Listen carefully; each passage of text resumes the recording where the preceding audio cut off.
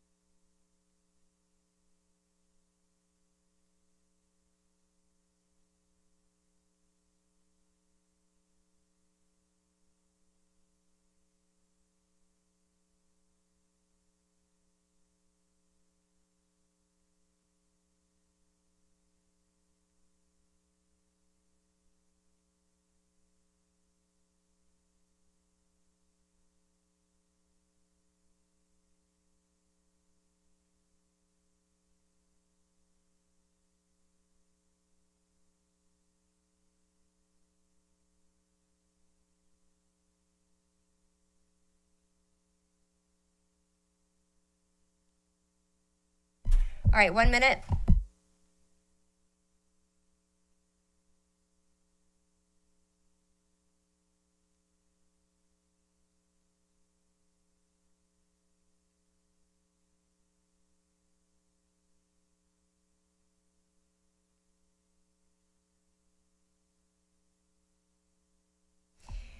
All right, good morning and welcome to the April 7th workshop.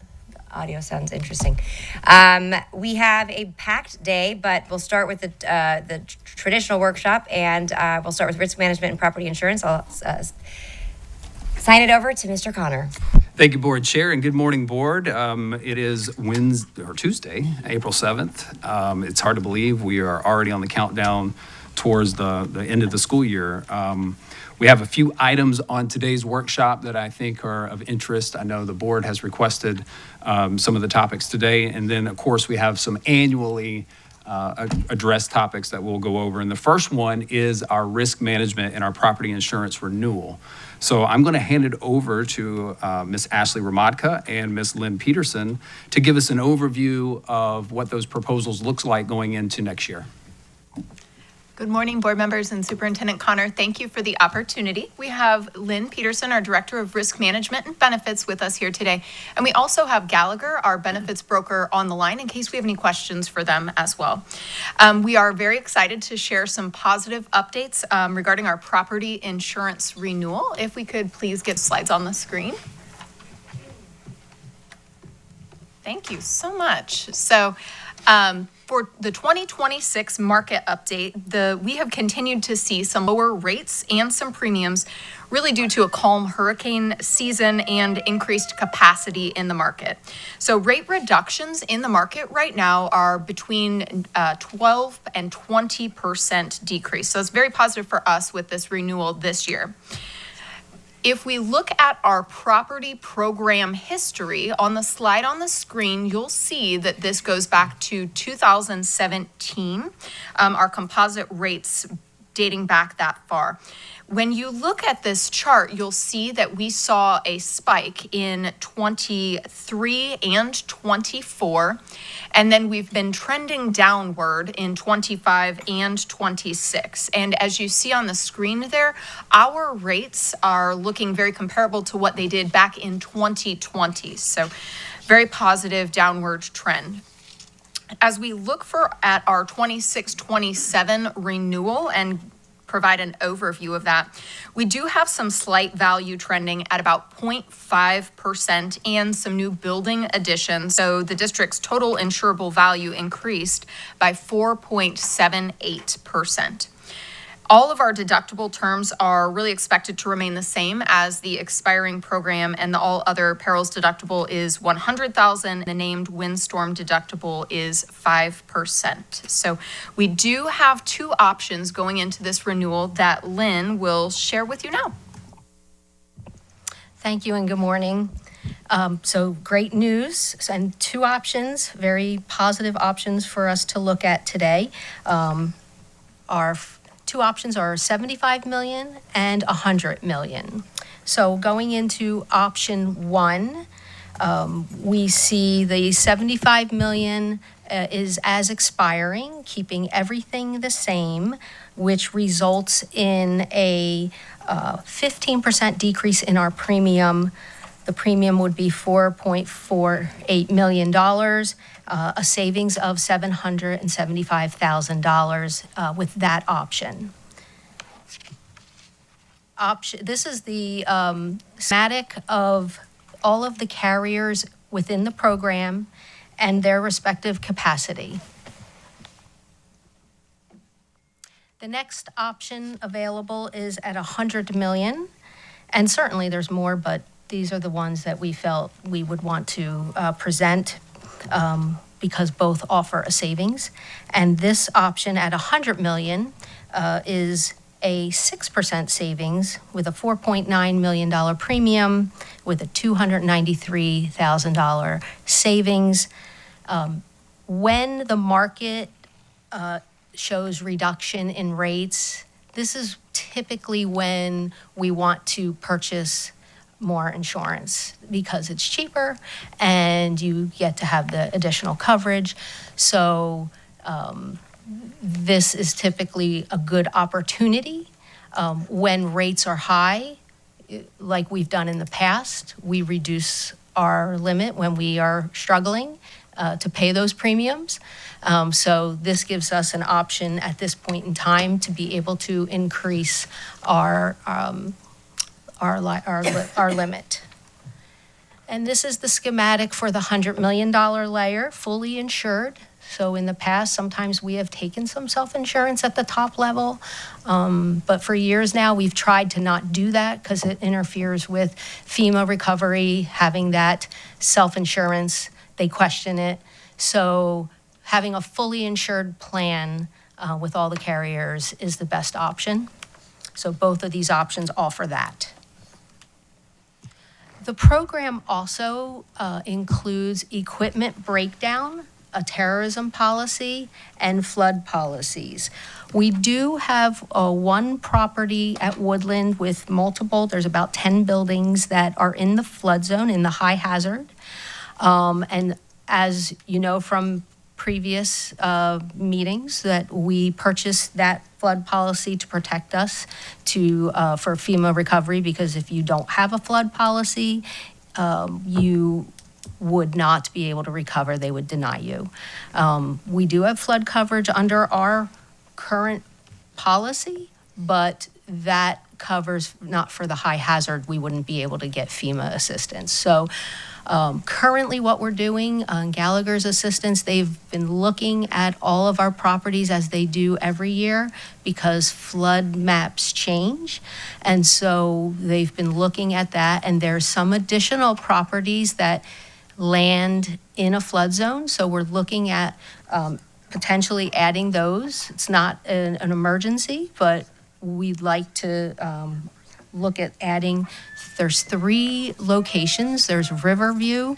There's about 5 buildings at Riverview, and Pineview has 1 building, and Sarasota High has about 5 buildings.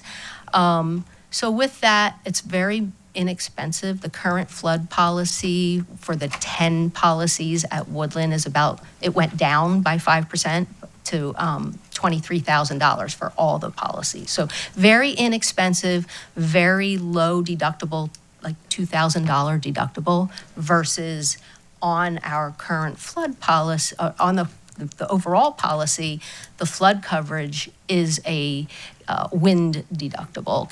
It can be, if it is a flood, it can be a wind deductible of 5%. So having these flood policies are advantageous because they're inexpensive, they protect you with FEMA, and they give you a lower deductible. So that is what will probably happen this year. We'll probably add a couple more flood policies to the plan. We don't have it right now. We just finished that look at all of those properties. And there's other portables that fall in the flood zones, but they're portables and you don't insure portable. We insure the portables, but it's not necessary to purchase flood policies for those. So with that, I would like to invite Gallagher.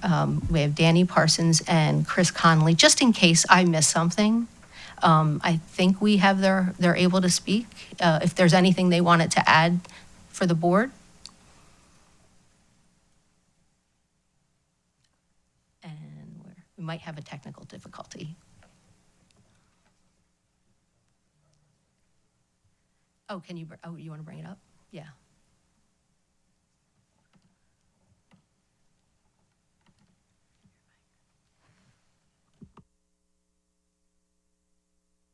Not on my mic. Mr. Conley, can you hear us? I don't know if you can hear us. But We can certainly hear- cannot hear you. Oh. We've been trying to. It's like every couple words we're able to hear. Okay. Well, if we're having tech issues, I don't know if there was any, if they want to communicate, if there's anything. Too, but the dial-in says that the meeting hasn't started yet, which of course it has. And so, unless, I've tried it that way as well. here, I don't know if you want, unless the board members have any additional questions, because I know we have additional items after this. Hopefully I'm not talking over entertain somebody, that. but wanted to let you guys know. I love tech. Don't talk.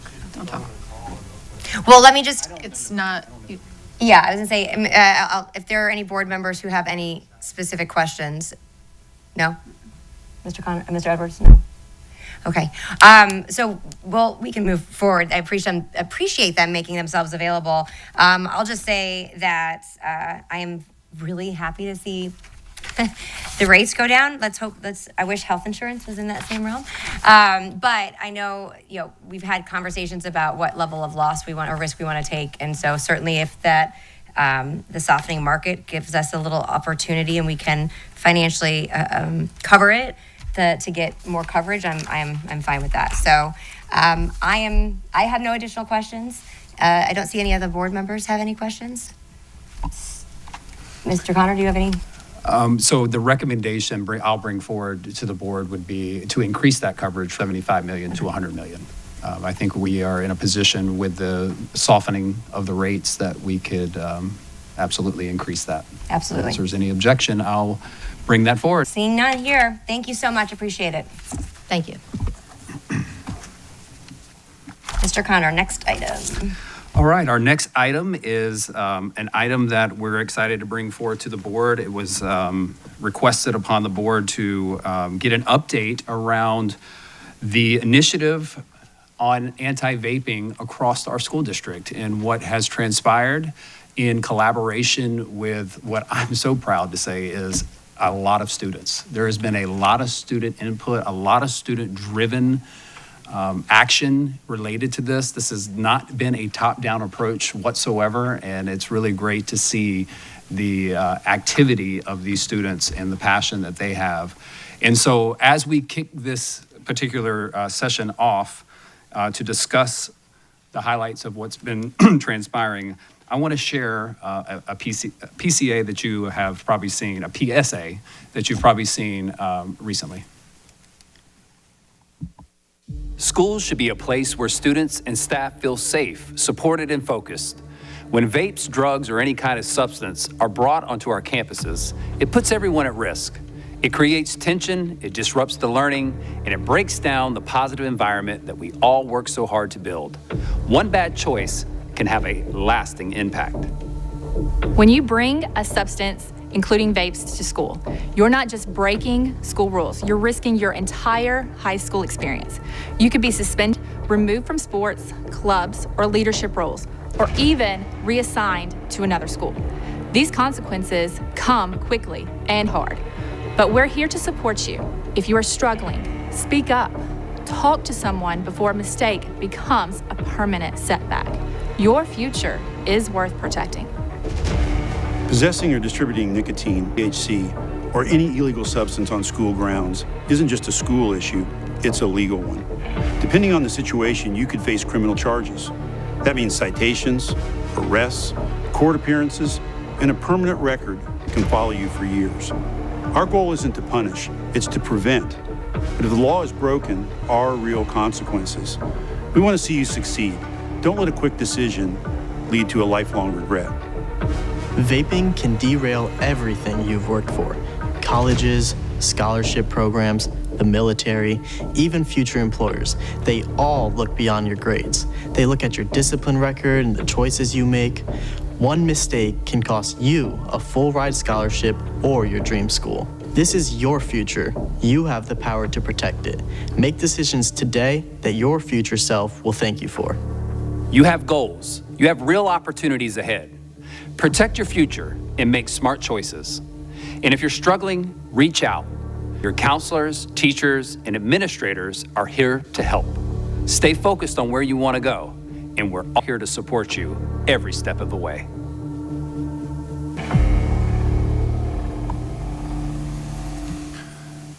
So at this time, I'm going to pass it over to our team, Student Services, to talk about our anti-vaping initiative.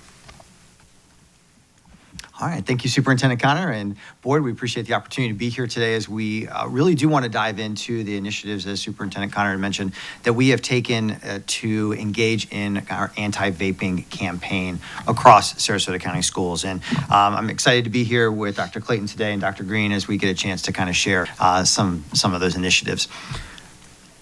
So as we get into our discussion today, we're going to focus on four main areas that we have engaged in when it comes, or will engage in when it comes to kind of our anti-vaping initiatives. The first is we're going to take a little bit of time and look at some of our trend analysis. We'll dive into some of our data. What is that showing us over the course of the last few years, as we look at the impact that those initiatives have had when it comes to vaping incidences on our campus. We're then going to transition and look at the alignment within our code of student conduct, both those proactive and some of those reactive type of consequences and interventions that we've put in place to, again, decrease the number of incidences that occur across our campuses. And then what are some of those prevention efforts? Dr. Clayton's going to lead us through a journey as we really get to look at some of the partnerships that we have that have been critical and have had a huge impact both on the number of students that are utilizing vapes, but also on the proactive approaches that we've had to try to decrease that. And then Dr. Green is going to share with us some of the vapor sensing technologies that are out there as we consider the potential of that technology and leveraging that to help offset any other future incidences as well.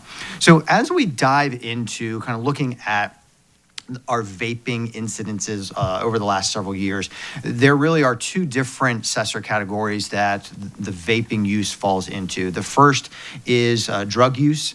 If that has THC, we saw in the clip there by the Sheriff Hoffman, he was talking about the use of THC in those vapes. So that falls under one area. And one of the pieces that I do want to highlight there when we look at that, it's not just that there's a drug or narcotic or controlled substance, but it also could be any substance that's utilized for chemical intoxication can fall under that DRU type of category. The lower kind of level assessor event would be if it's nicotine only. And so that falls into a tobacco violation. When we look at assessor, we have 4 different, and I do want to clarify, we have 4 different levels of assessor codes and offenses, with level 4 being the least serious, going up to level 1. So when you look at this slide, you may feel like, gosh, why is a tobacco a level 4, but a drug offense is a level 3? Because of the way that the hierarchy is set, 1 being the most egregious type of assessor offense. So when we look at some of our comparisons over the course of the last 3 years, we're going to look at this through 2 different lenses. One will be those that we have been able to identify as tobacco or nicotine containing vape versus those that would fall under that drug offense where there was THC or any other type of substance that was used for chemical intoxication. And so as you kind of look holistically across the last 3 years, you can see that there is a downward trend. So on this graph, the green bar is from 23-24. The orange bar being the most recent school year, which is obviously 25-26. And as we look at that, you can see that there is a downward trend across all 3 years when it comes to tobacco use infractions. Now, we do know, in full transparency, right, we haven't finished for 25-26, so that was right towards the end of February that we pulled those numbers. But you can still see that there has been that decline as we head into subsequent years, showing us that the initiatives that have been put in place are starting to make an impact. I mean, the Anti-Vaping Task Force has worked diligently over the last few years to really put some very, very proactive and obviously public messaging out there to help mitigate the use of vapes on our campus. When we look at this, again, now we break it down by high school. So these are our 5 comprehensive high schools, our 6th high school, as well as we include Suncoast Polytech in here. And you can see that as we look at this by high school, we do have a little bit of fluctuation in, again, those results. So the green bar is your 23-24 data. Some years we had some significant decreases at specific schools. Other years we had a little bit of upticks. But as we start looking those again across the entire district, we are seeing that downward trend, even from last year to this year in a number of our schools. And so again, making a positive impact with the work that's happening. And not only do we look at the individual type of offenses, but as we've heard in the messaging, we know that when we have repeat offenders, right, that's something else that we want to make sure that we are really dialing into. And so as you look at this particular slide, you'll see that for most of our repeat offenders across the district, it has been consistent in terms of numbers from year to year. So most of those repeat offenders are happening at the high school level. It makes a little bit of sense. They have a little bit more access to that. However, as we start looking across the entire district, we had 35 repeat offenders in 23-24, 37 last year, and up until we pulled the data this year, we had 35. And we are excited about some of the additional resources and proactive supports that we're going to be able to put in place. And Dr. Clayton's going to lead us through some of the enhanced I don't want to say consequences, but some of the enhanced outcomes that are coming, that are going to be made available for those that are repeat offenders as we are partnering specifically with Teen Court, and Dr. Clayton will be able to share a lot of detail about that with us in just a moment. Now, as I had said, we had 2 big categories when we talk about vaping. We have our nicotine type of vapes, and then we have those that fall under that drug category for assessor. And this slide specifically pulls out those offenses that would fall under that DRU assessor code. And I do want to be very transparent that while the numbers up here are almost 100% vape offenses, there could be other DRU code offenses that are pulled in here. And we don't have those separated out, but we know that when we talk about drug offenses on our campuses, almost 100% of those are through vapes and THC pens. Okay. So as we look again across the years, you can see again the green bar is 23-24, the orange bar is 25-26, and in a number of our schools, we have had significant decrease when it comes to the DRU assessor infractions. More importantly, when we look at the number of repeat offenders, when we talk about 25, 26, we only have 3 repeat offenders across the entire district this year. And so that is a piece that has been absolutely mitigated with the great work that our schools are doing, the great partnerships that we have throughout the community, the messaging that has gone out, the work of our law enforcement, not just out in the county, but also our Sarasota County Schools Police Department, and this collaborative effort that has gone to really getting the message out that we are here to help support, and that we want, if there is an infraction, we are really working with families to make sure that we are mitigating the number of repeat infractions that are occurring across our campuses.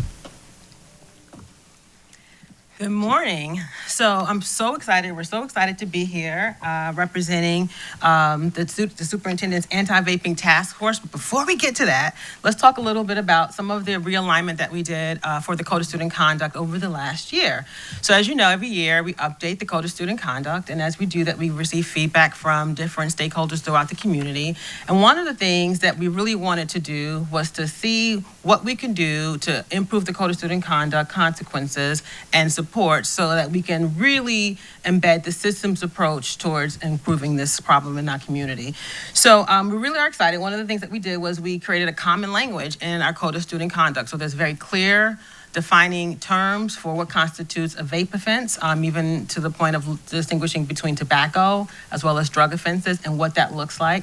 We also really focused on having consistency in the enforcement, not just at the one individual high school. Some of our high schools have several administrators, for instance, or all of our high schools have several administrators, but also across schools as well and across the district. So that way we are utilizing the same resources throughout all of our schools.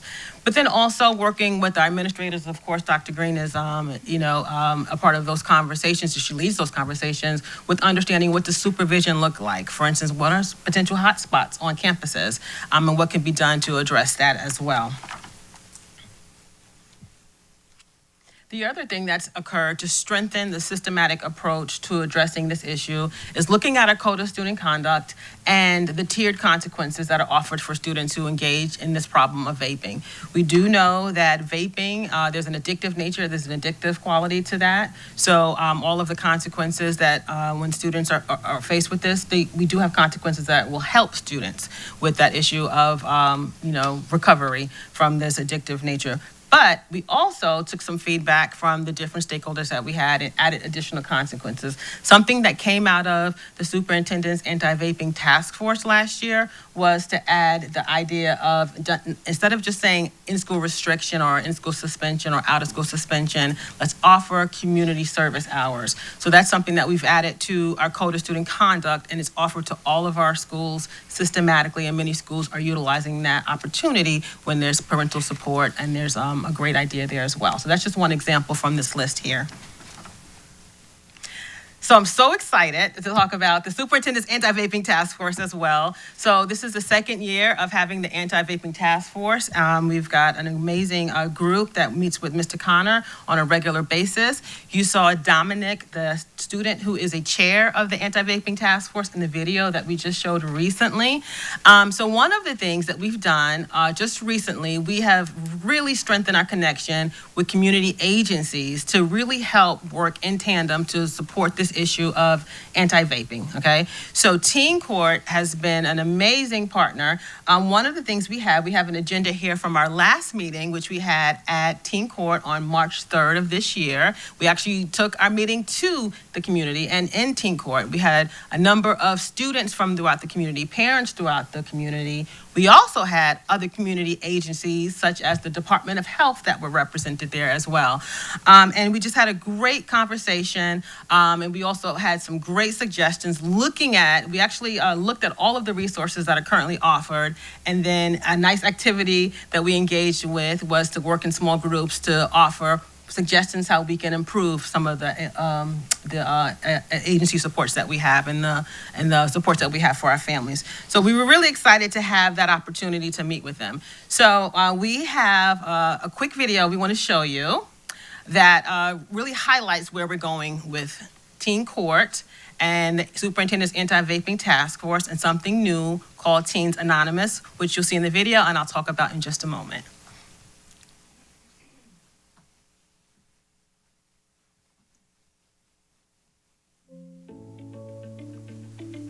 My name is Dominic DiBenedetto. I'm a junior from Northport High School, and we're here at Teen Court to meet for our regular anti-vaping task force meetings. What we're hoping to get out of our meetings is real effective ways to make change within our school, both at the local level and at the district level, and a lot of that goes back to education, enforcement, and eradication. Vaping is absolutely an epidemic that we are seeing across our schools in the nation. You talk about the elusiveness, the accessibility, and the addictiveness. It really is creating major challenges for our teens. And so we are really committed in Sarasota County to eradicating vaping because we know not only is it not healthy for students, but it creates an environment that is not conducive to learning as well. We have to get to these kids with education to let them know, hey, it's not cool. We don't know what are in those vapes. The kids don't know when they buy them what's inside. And that's the scary part. This isn't safe. And so our goal is for these young people to have these conversations in Teens Anonymous in a safe place where they don't have to worry about peer pressure. Having the ability to have that support group in our schools is really pivotal. They need places where they feel supported when facing the challenges of maybe breaking an addiction to nicotine or other substances. So partnering with Teen Court, who supports Teen Anonymous, is really impactful for our students. A lot of times students aren't open to communicating these issues with adults. So we want to take a more student-led initiative approach to kind of bond and make some relatable suggestions. It's beautiful. When kids start to work together to find a solution, that's when we have the best success, and the Anti-Vaping Task Force is the best example of that. As superintendent of schools, I've taken a vested interest in this particular issue around vaping. It's serious and it's pervasive, and we need to find a solution to it. So as we work together with our students on the task force, our community partners, and our parents, and all of our community, we've got to pull together to find solutions that work for every student, every day.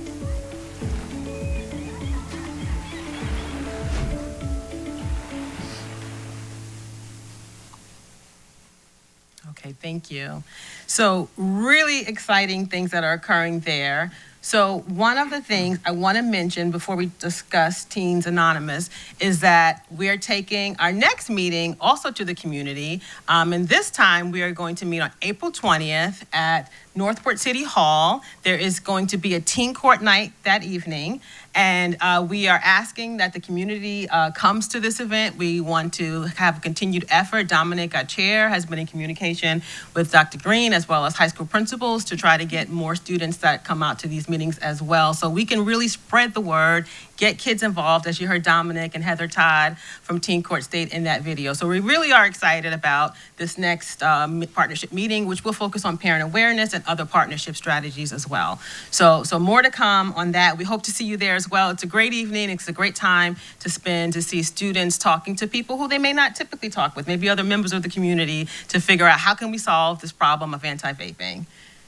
But let's talk about Teens Anonymous. I'm so excited. We are so excited and thrilled about this partnership with Teen Court. I just want to actually start out by just thanking the executive director of Teen Court, Heather Todd, as well as Devin Epps, because they have just been amazing partners side by side with this work, opening up their offices so that we can have the anti-vaping meetings, but also some of the unique programmatic pieces that you see here.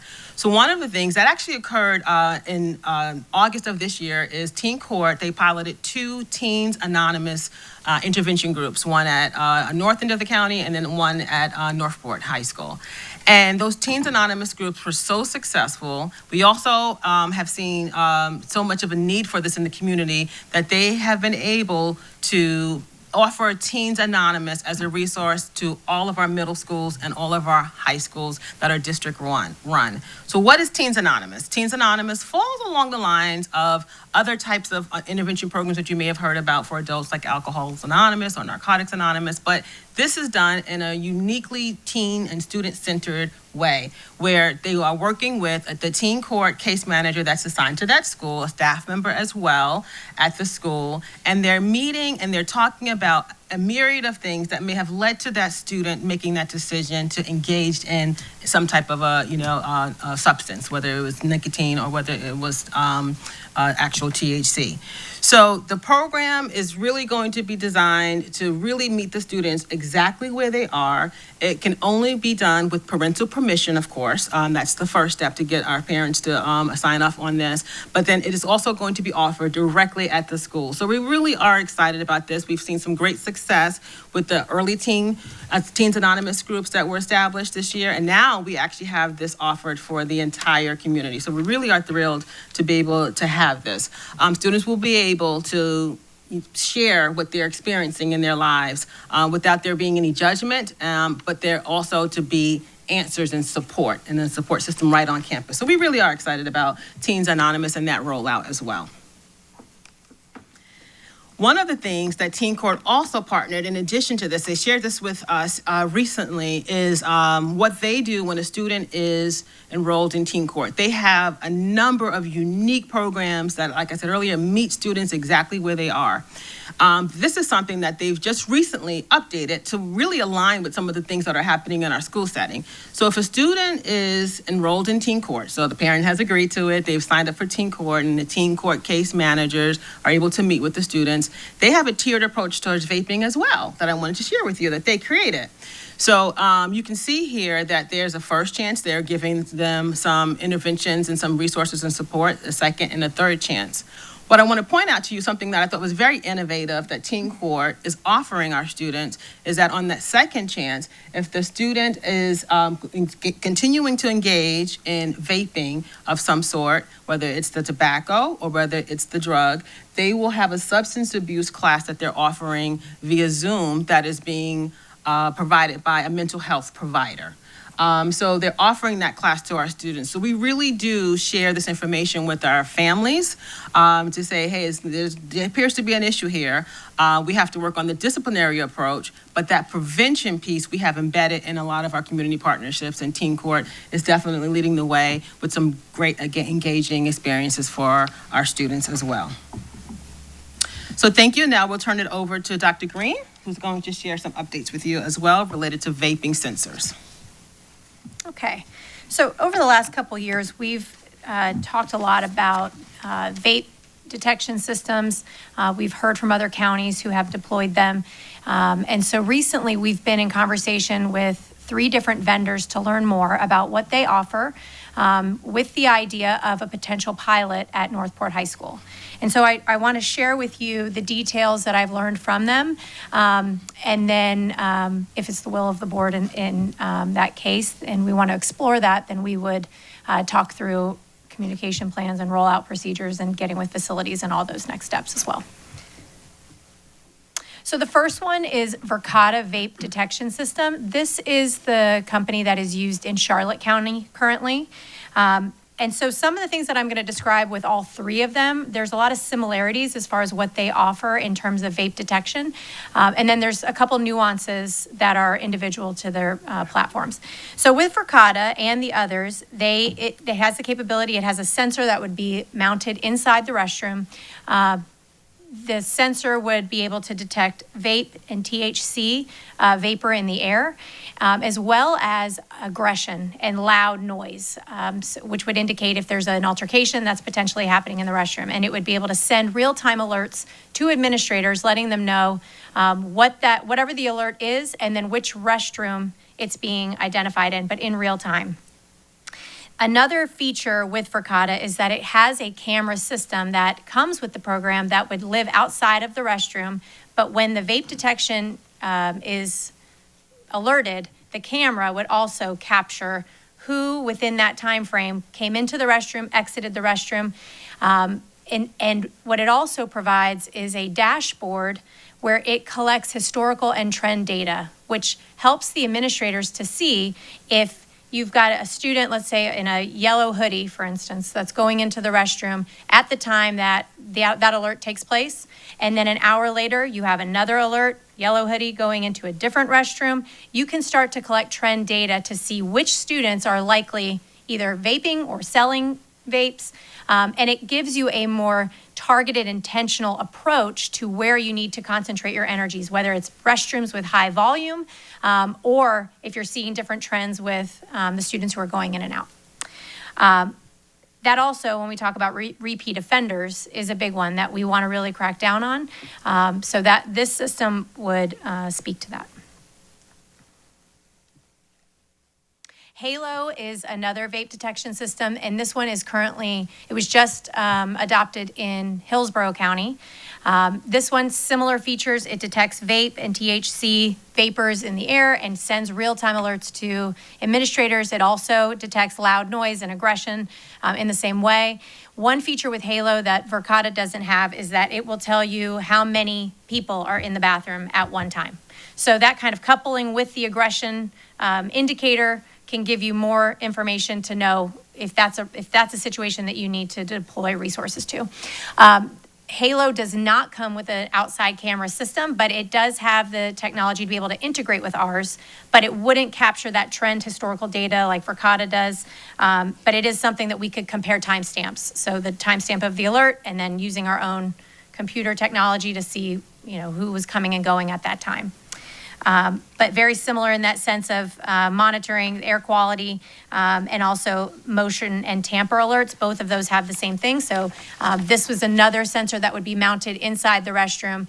And we see that districts purchase like little cages that can go around them and things like that to try to reduce the amount of tampering that could take place when students see them in the restroom. So, but those are some similarities and differences with those two. And then Exponse is the third vendor that we spoke with. Same thing, detects vape and THC and aggression, sends real-time alerts to admin. This one's a little different in the sense that it places their sensors inside the air duct. So it's not a standalone alert, or not a standalone sensor per se that you would see mounted on the wall. Exponse really leans more into the overall campus safety and security. So they promote a lot of the wearable panic badges, intercoms, signage, which we do a lot of that with Raptor already. But as far as the vape detection and the aggression, which are two of the main needs that we have in bathroom detection, they do have that as well.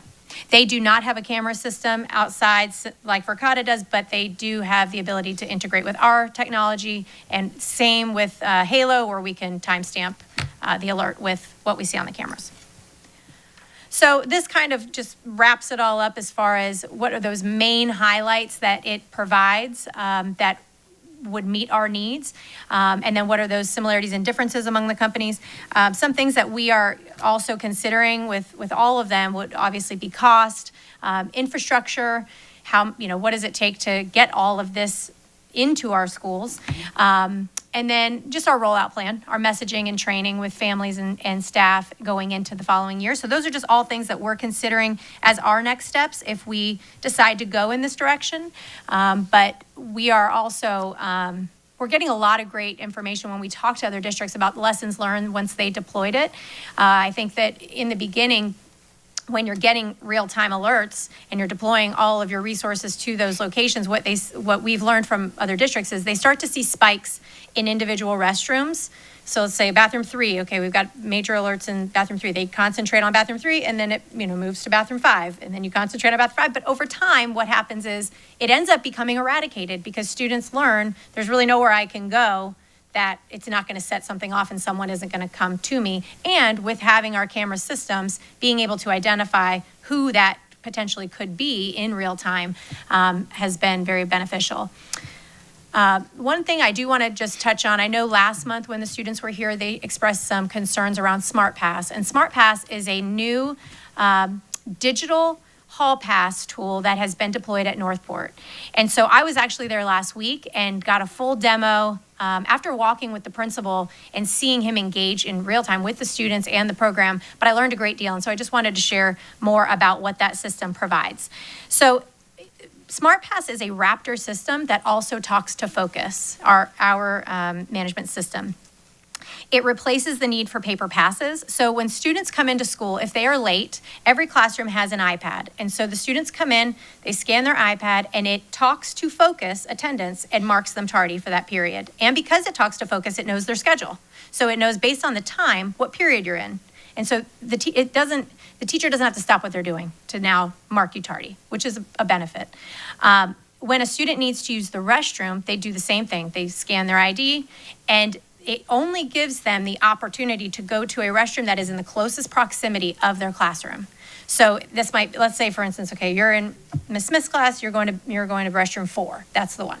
But it also takes into account how many stalls are in the restroom, and that's how many kids can go to that one restroom at one time. So let's say there's 5 stalls and 5 students have all requested to go to bathroom 5. You're going to be on a waiting list until one of those students makes their way back into class, scans back in, and now you're able to use the restroom. So it controls the amount of kids in any one bathroom at one time, which has also been very beneficial to the school as they are working through trying to make sure that students are not out of class for prolonged periods of time. I was actually walking with the principal, and he stopped a student in the hallway and said, you know, where are you supposed to be? And she said, oh, I was going to the restroom. So he pulled up SmartPass on his phone. He said, okay, what's your name? He looked and he's like, well, you're supposed to be in bathroom 7, which is not over here. So let's get you back to where you need to go. And walked her right on back to class. But in that real time, students are being held accountable. And that's new. And, you know, sometimes that accountability can feel personal when it's new. So I think that, I think over time, they will start to adjust and become accustomed to that. Some of the really neat features that I saw is that you can see from a bird's eye view when you're looking at just an iPad, how many students at any one time are out of class and where they're going. So you can see just from, you could be in the office and see that Megan Green's been on a hall pass for 30 minutes and she was supposed to be in the bathroom. So we got to go find her. The other things that it also does is it's got encounter prevention. So if there's 2 students who should not be, maybe they have a no contact agreement or we're trying to keep them apart, they cannot initiate a pass at the same time. So the first person can initiate the pass, but until that person gets back into class, the second person can't be out in the hallways. And so this, obviously, we can run a lot of great reports with this. You can see in a week's view, a year's view, 30 days view, how much time a particular student has been out, who is leading the way, who's your frequent flyers that are always out, which classrooms are sending students out the most. But this has been a game changer in parent-teacher conferences because it's right there. And that's something that you can show. This is how many minutes or even hours that your child is exercising passes and missing instructional time. And so that's been huge for the administration to be able to talk to parents about. There is an AI-powered feature that they're exploring that will tell you if Megan and Dawn have been out of the class at the same time for 7 times this week to the same location. And it'll synthesize that information and give it to you. So Megan and Dawn, what are we doing? Why are we always out at the same time going to the same place? So it really informs the level of conversation and connection with students because you're able to talk to them in real time. It's no longer a guessing game of where you're saying you're going or where I think you might be going, but I can see and I can help to make adjustments and get you back on track if you are out of class for a prolonged period of time. So I wanted to share that with you because I think that it's a tool that while it's very new on that campus, I think it's really going to help support where they're trying to go. Oh, one other thing I wanted to mention. So Charlotte County also uses SmartPass and Verkada. And so what they have started to do is when they get a vape detection alert, they go straight to SmartPass to see if it's an alert in bathroom 4, who is using the restroom in bathroom 4. So now they have these 3 kids are all at bathroom 4 at the same time. Let's go there. So they know exactly who they're looking for. They know if they need to conduct a search, where that's going to be. But they're able to use these 2 things in tandem, and it's been a game changer for them. So very, very interesting stuff. I think it's actually going to be something that through this technology integration, I think we're going to see some great outcomes. So, yep, that's what I have for me. Okay, I think that concludes our update so far. And just to add on to this, I know that Mr. Overbay was with you during one of these walks and was very excited about the integration with Raptor and the systems we already have, especially with Focus and the ease of use now for teachers, because that is a burden for teachers when kids are in and out of class, and then you have to kind of stop and disrupt what you're doing to mark and make sure you've got kids appropriately assigned for their attendance. So there's a lot of good coming out of this, and I know that you all had recently met with several Northport students at the Star Student Advisory who were giving their feedback and not so pleasant feedback around SmartPass, and I can probably ascertain why that is. That's right. The gig is up, and now there is a lot of accountability in place for the students. And so just like anything, it takes time to set that culture, to set that expectation, and to get that embedded in there. And it's going to make Northport stronger as they continue to do that. They've been proactive. And I can tell you with the new leadership there and setting an expectation of accountability at all levels is really going to make a difference. But in terms of our overall district-wide efforts with anti-vaping, I'll turn it back over to you. You have the update. Lots of great things done, and it's still on the horizon. Well, thank you very much. That was a fantastic presentation and hitting a lot of important buckets. Context is incredibly important, especially when we talk about this, but also the solution. So I'll open up to board members, and then I can close with some questions. Mrs. Marinelli. Wrong one. Thank you, Madam Chair.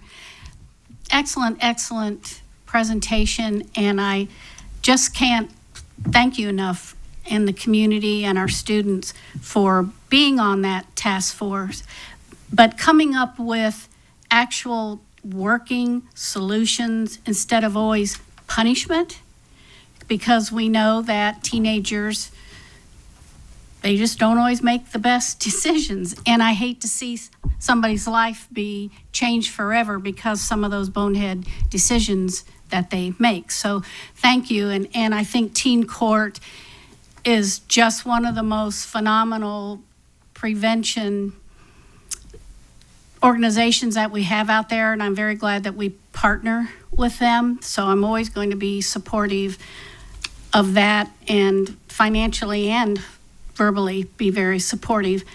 So I want to thank a few people who might not know in the community that, and I'm not trying to just to single out one board member, but I think people need to know that Karen Rose really started the discussion with the vaping task force with our superintendent and some families at one of our high schools.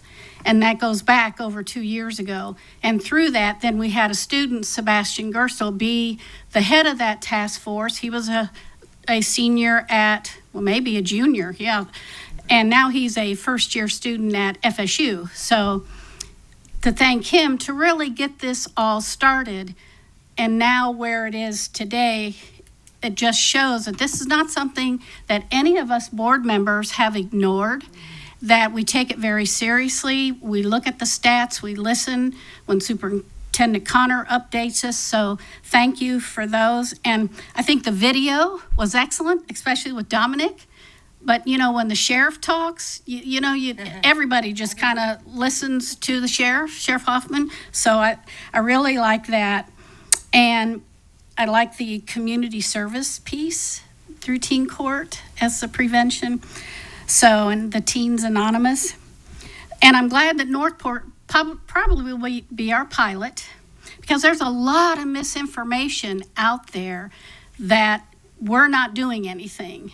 And people read social media and they think that's the truth, when they know all of us here support what's going on, and we're very much aware with Northport and our other high schools, and we want to do what we can to help that and alleviate that. I like that accountability with SmartPass.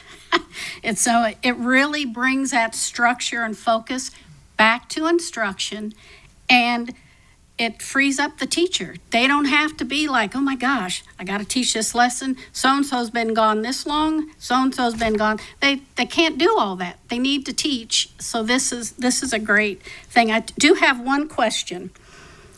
For our new high school, Welland Park, will that technology be built in so we won't have to, like, some of the rest of our high schools are kind of old. Quite not Northport, but old in compared to technology, or will we have to build Yeah, it in? it would be an addition on top of the already established construction. So it's not built in, unfortunately. Okay, It's a yeah, that's too bad. Yeah. It's not even open yet, and we're behind. That's not a criticism, it just shows how fast technology changes. So anyway, I want to also, this is a period of time when us board members get invited to many, many things. So as a board that works together, if one board member is there that's kind of representing all of us and come back and get reports, it's just not like so-and-so is there, but so-and-so's not there, so they don't care. Well, we might be at another function. So I think that's real important to get out there too, that all 5 of us care very much. And just because we might not be there physically doesn't mean that we're not paying attention.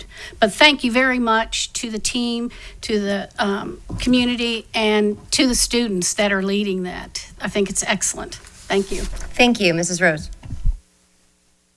Thank you, Madam Chair. I just wanted to say thank you to Superintendent Connor and the staff that have, you've put so much work into this since 2 years ago when we did meet with a local high school family and their student that was having some serious challenges as a result of vaping. And the data shows the progress and is indicative of the resources you put in place. I'm amazed at how much this has brought attention to all the things that can be accomplished. And I just want to reinforce what you've put into this and the work that's been done and the progress that's been made and the partnerships with Teen Court as well as Sheriff Hoffman. Good to see that. And I agree with Ms. Marinelli when the sheriff speaks, particularly in partnership with the superintendent of schools, people are paying attention and obviously our students are. So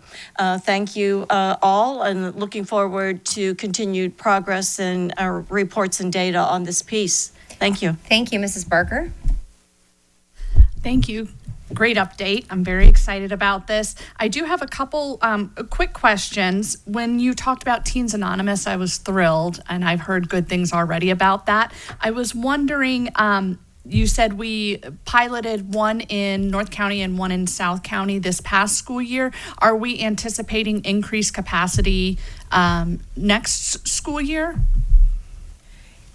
Yes, and thank you for asking that question. So to clarify, at the beginning of the year, in August of 2025, there was a Teens Anonymous group in North County that was actually hosted at the Teen Court offices that was available to any student involved with Teen Court. And then we had the specific group, Northport High School. As of today, we have the increased capacity to offer Teens Anonymous to every single middle school and high school that's a district-run school. So what Teen Court was able to do was to assign their case managers who are at all of our middle schools and high schools already 1 day a week and provide individualized training for them to be able to address these issues in the ways that Teens Anonymous, can meet with the student and meet them right where they are. So we actually are in the process now of communicating this to our school leaders and then going over this with them. And then they're having those conversations with families and offering this as a resource and support. So yes, the answer is yes. That was a long answer to say yes. No, that's so exciting. So if I'm understanding correctly, every high school and potentially every middle school will have its own Teens Anonymous group at that campus. That is correct. That's huge. That is absolutely huge. Thank you. Thank you so much. And thank you to Teen Court. Amazing. And then my other question about the vape detection systems and the Smart Pass and how it all works together.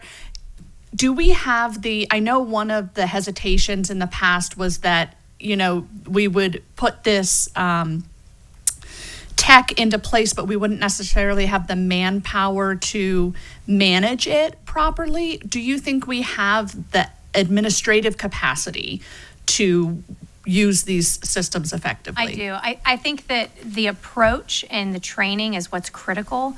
And some of the lessons learned that we've learned from other counties when they first deployed it, what they ran into was everyone's running to the same bathroom and you're doing that all day.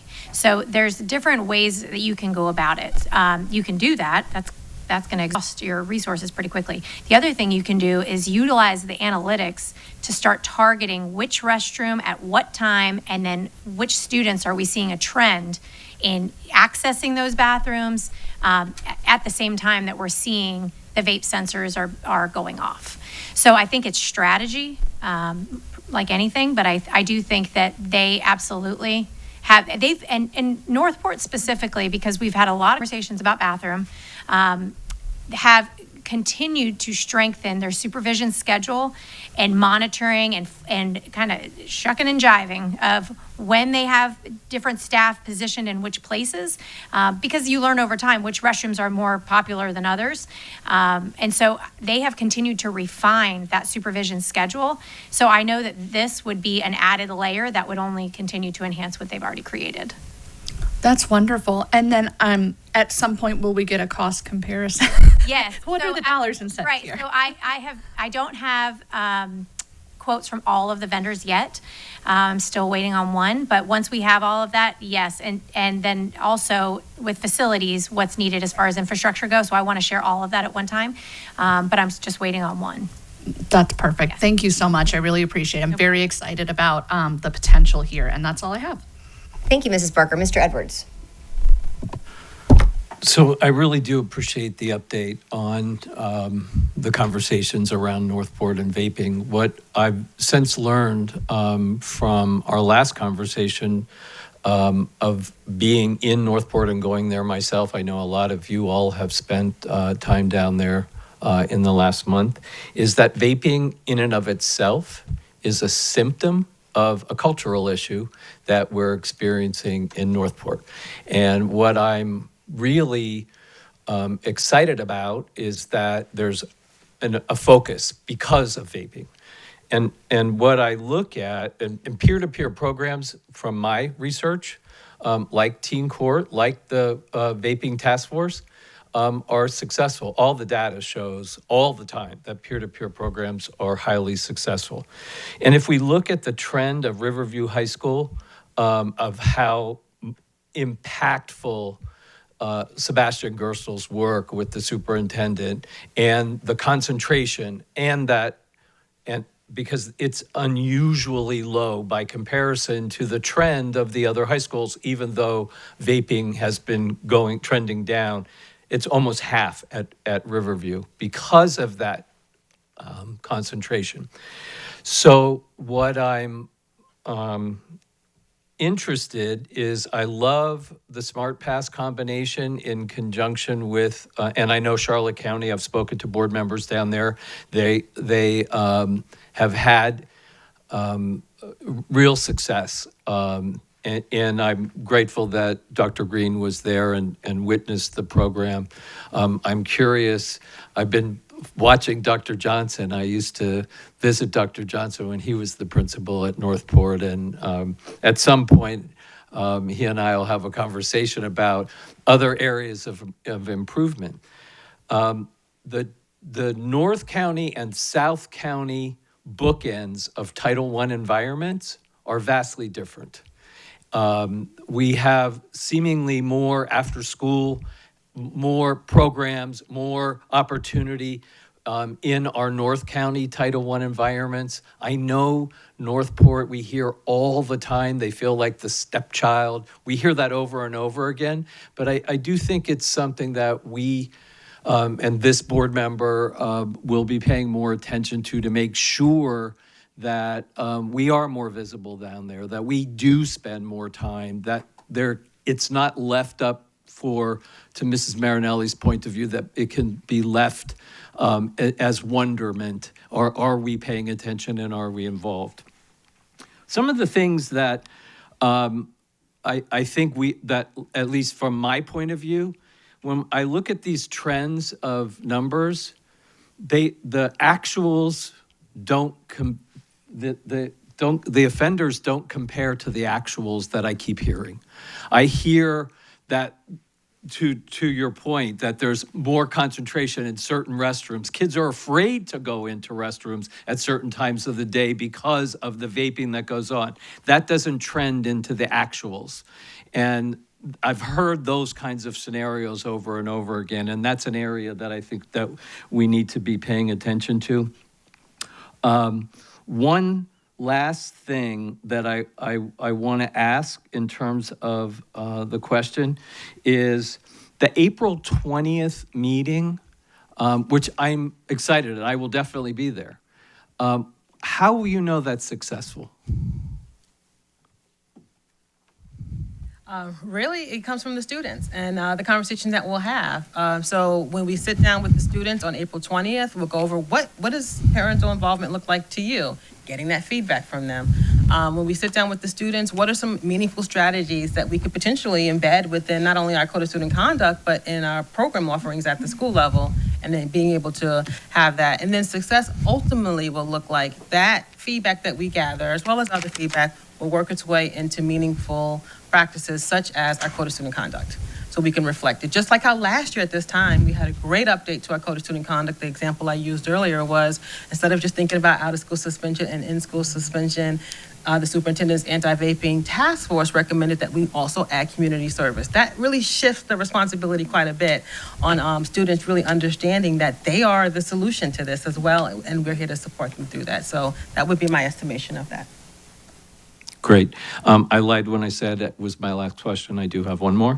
The other part about Teens Anonymous that I'm concerned about, especially since we had some offline conversations about the hearings that we're going to go through today, is in Teens Anonymous, we have parental involvement, we have parental permission. I'm most concerned about kids where the families aren't as engaged. That's what scares me about, because I'm excited about all the programs and all the things in the student code of conduct and all those places, but I'm concerned about the kids that fall through the cracks because their families are not as engaged. That's another area that I'm hoping in Northport that we can pay a little bit more attention to. Thanks. Thank you so much. As I said, this has been a very robust, full picture of the issue. And so I really appreciate that. And it has been a multi-year conversation, but I also respect that, various members of the community may not see everything that we're doing or even talking about here, and certainly don't know about every back-end conversation we're having. But it has been an ongoing effort, and I appreciate that. But I really found the data interesting. And to Mr. Edwards' point, I think that I thought the same thing, and I don't know what the answer is there, but I was shocked at the numbers. I thought they would be higher. And I know Mr. Connor and I have talked about this almost frequently over the last 2 or so years, but based on your experience in other high schools or other districts, and then even seeing the trend of what's happened at Riverview, that when there's a focus on it, there can feel like it's a lot more, but even if a little, it's impacting the students' lives. I like that we're really highlighting what that process is, what the numbers are. Are the numbers, the actual numbers, are they realistic, or are we not putting those infractions? Are we not citing each student when that happens? But that flips me to the other part of, the big holistic piece of the PSA, the task force. You have the teen court, which is an amazing partner, and now evaluating the tech. But from a risk management standpoint, which I look at this as, is a lot of the things are intended to drive behavior, and that's where we are now. And so, when it comes to cost, I do think that was one of my questions. I have big circle cost. All of this is wonderful, but and that's been addressed, as you mentioned. But even the resources needed to respond to something like LastPass. And so I'm excited to see where that goes, is the cost implication, because I do see it as a worthy investment as with limitation, because with so many technology and safety pieces, the sky's the limit, but what can we actually afford? That said, I think when I hear, based on what Dr. Green said with LastPass, I just can think of a number of different benefits from just operating a very large district, which, so we have, I think what's interesting, if you look at the infractions, and the numbers, these are huge, in my opinion. They're very large high schools. And so from a percentage standpoint, not that we want anyone, and I don't want any student to feel unsafe and not want to go to the bathroom, so I please don't, I'm not trying to dismiss that. It actually goes to show how disruptive, even a small portion can be. And so balancing that, I think you really guys have done a really good job highlighting it, but the solution piece of not just saying, you're in trouble, hope you don't do it again kind of thing, I think, and working with those partners. So I do think that, I hope that members of the community are able to really see this. I would encourage board members to share this information. I love that we're down there in Northport for the April 20th meeting with Teen Court, which this is something I was thinking of anyway, now that we've established the current meeting time and we used to move around. I think that it would be prudent, not just exclusively Northport, but that we look at a future board meeting. We would continue to operate at the same time, but if that makes it more amenable for members of the public to come in that specific community, we'll look at the calendar if board members aren't opposed to it. Like I said, that's something we've done before. But I am encouraged to see this. I think the peer-to-peer piece, and I remember saying to Mr. Gersel when he did the presentation a couple years ago, was being very excited, saying, I hope we can model this in other places, and that is coming to fruition. So all great things, but again, I do think it's important that because there is a focus on it and hearing those students, but even talking to other members of staff and people down in Northport, there's a lot of work being done, but there is concern, and I think Mr. Connor mentioned very clearly before, when we have a change in leadership, particularly in the middle of the year, sometimes it takes a minute to stabilize that, but I've been very encouraged from what I'm seeing. I think high expectations, high standards are what we're showcasing. I think the student code of conduct that we redid last year, you guys redid, was extraordinary. And those things do take time when you're talking about large masses of population, but even one can be disruptive. So I think we're hitting both ends of the coin here, which is really important, and I really appreciate that. So I will pass it over to you, Mr. I'm sorry, Mrs. Barker, I'm sorry, go ahead. Sorry, one more question that came to me. The Smart Pass, can you tell us which of our high schools use that technology, and who pays for that technology? Does that come out of the individual school's budget? What is the money there? So interesting enough, we brought up the data around Riverview, and they don't use the actual Smart Pass product, but they use a product that serves that same capacity, right? And I think those two tools in conjunction and used and layered together are making a huge impact. It's because we know bathrooms are very inconspicuous places. There's, to have them monitored at all times is very difficult.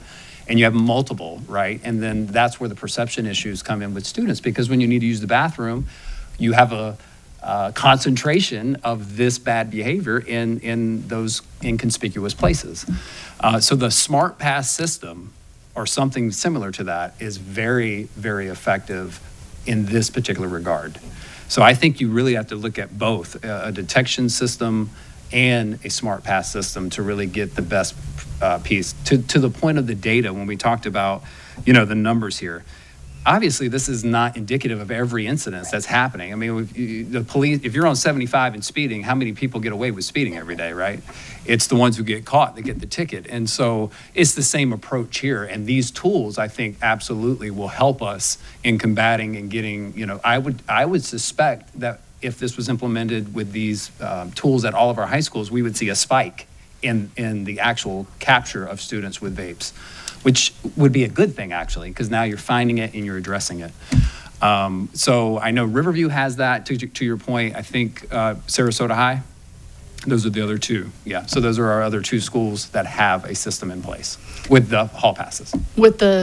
And who pays for those? So we did supplement with some capital funding this year with Northport, and I don't know the answer because those were already established. Yes, so a blend of things. SAC agreed to pay a portion of it, capital funding, and add-on FTE. So it came to roughly $75,000. But the bulk of that was in the infrastructure technology, the iPads. So those costs are not reoccurring. I think the annual membership fee was somewhere around $4,400, and that's probably what they can expect each year. And then maintenance, wear and tear on the iPads. But kiosks, all of that upfront cost is what made it more expensive, but that's not a cost that they should expect to see going forward. And so for when we open Welland Park, are they anticipating opening using this technology? We have not gotten to that yet. The school was built with more advanced structural capabilities than some of our other schools because it's so new. So I think it's set up. If we do go that route, I think it has what it needs in order to deploy that.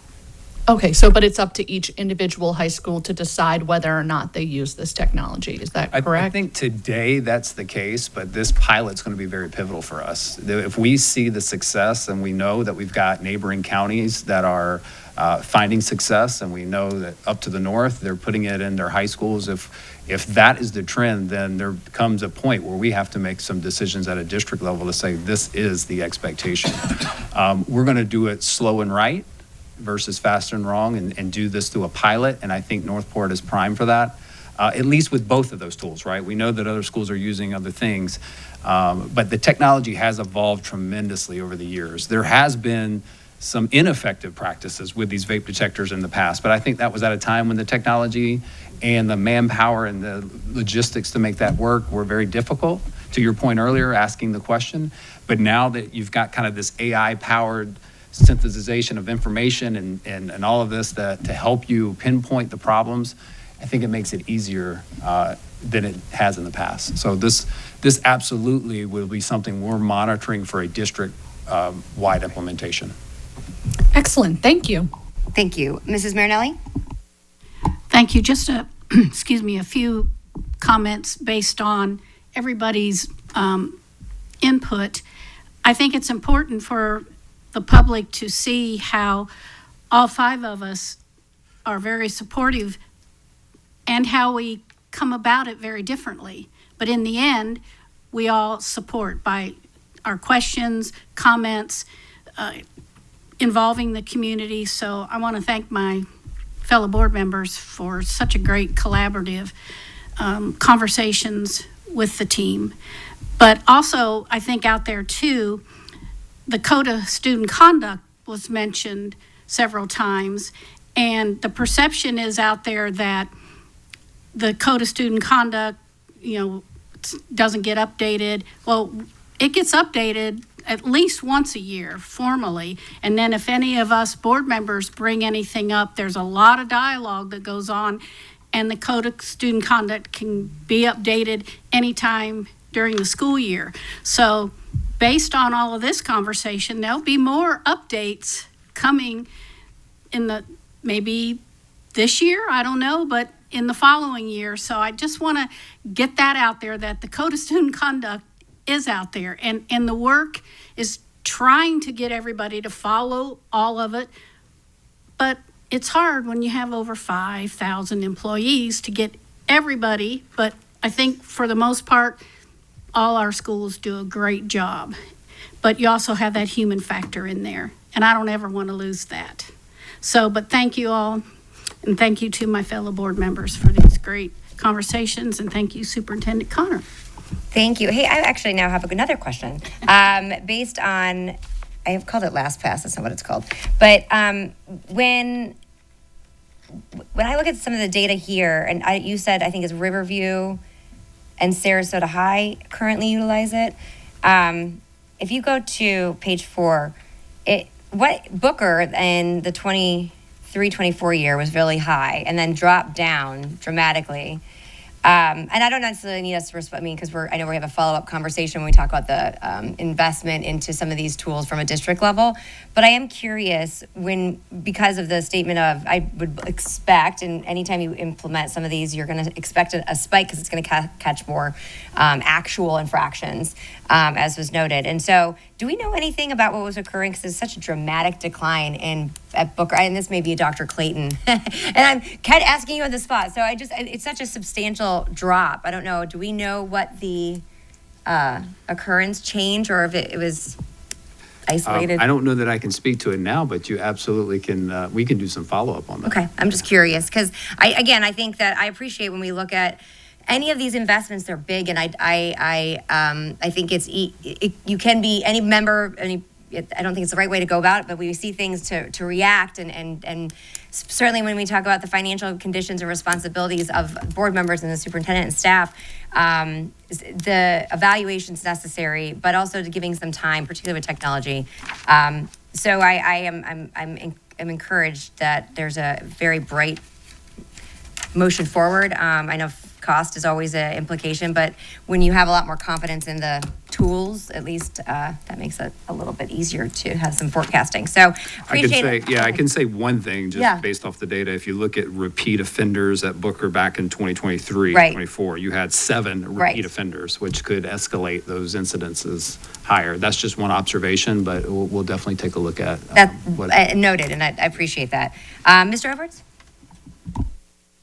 Yeah, since it's a workshop and we're having a discussion, I said earlier that the Title I environment in North County is significantly more robust with after-school programs and the types of things that, and I spent a lot of time talking to Dr. Shelley about those types of programs and how she weaves together a net of programs and teachers responsible. So almost every kid is touched and viewed and discussed in how their direction in their term, and that's the kind of attention that I think we need to make sure that we're doing in Northport to make sure that we can beef up a lot of those programs. I know Dr. Johnson and I have had conversations about those kinds of things moving forward. So it's not just what we're discussing here today. It's what I said earlier. I think it's a cultural issue. The vaping is a symptom of that. When we, I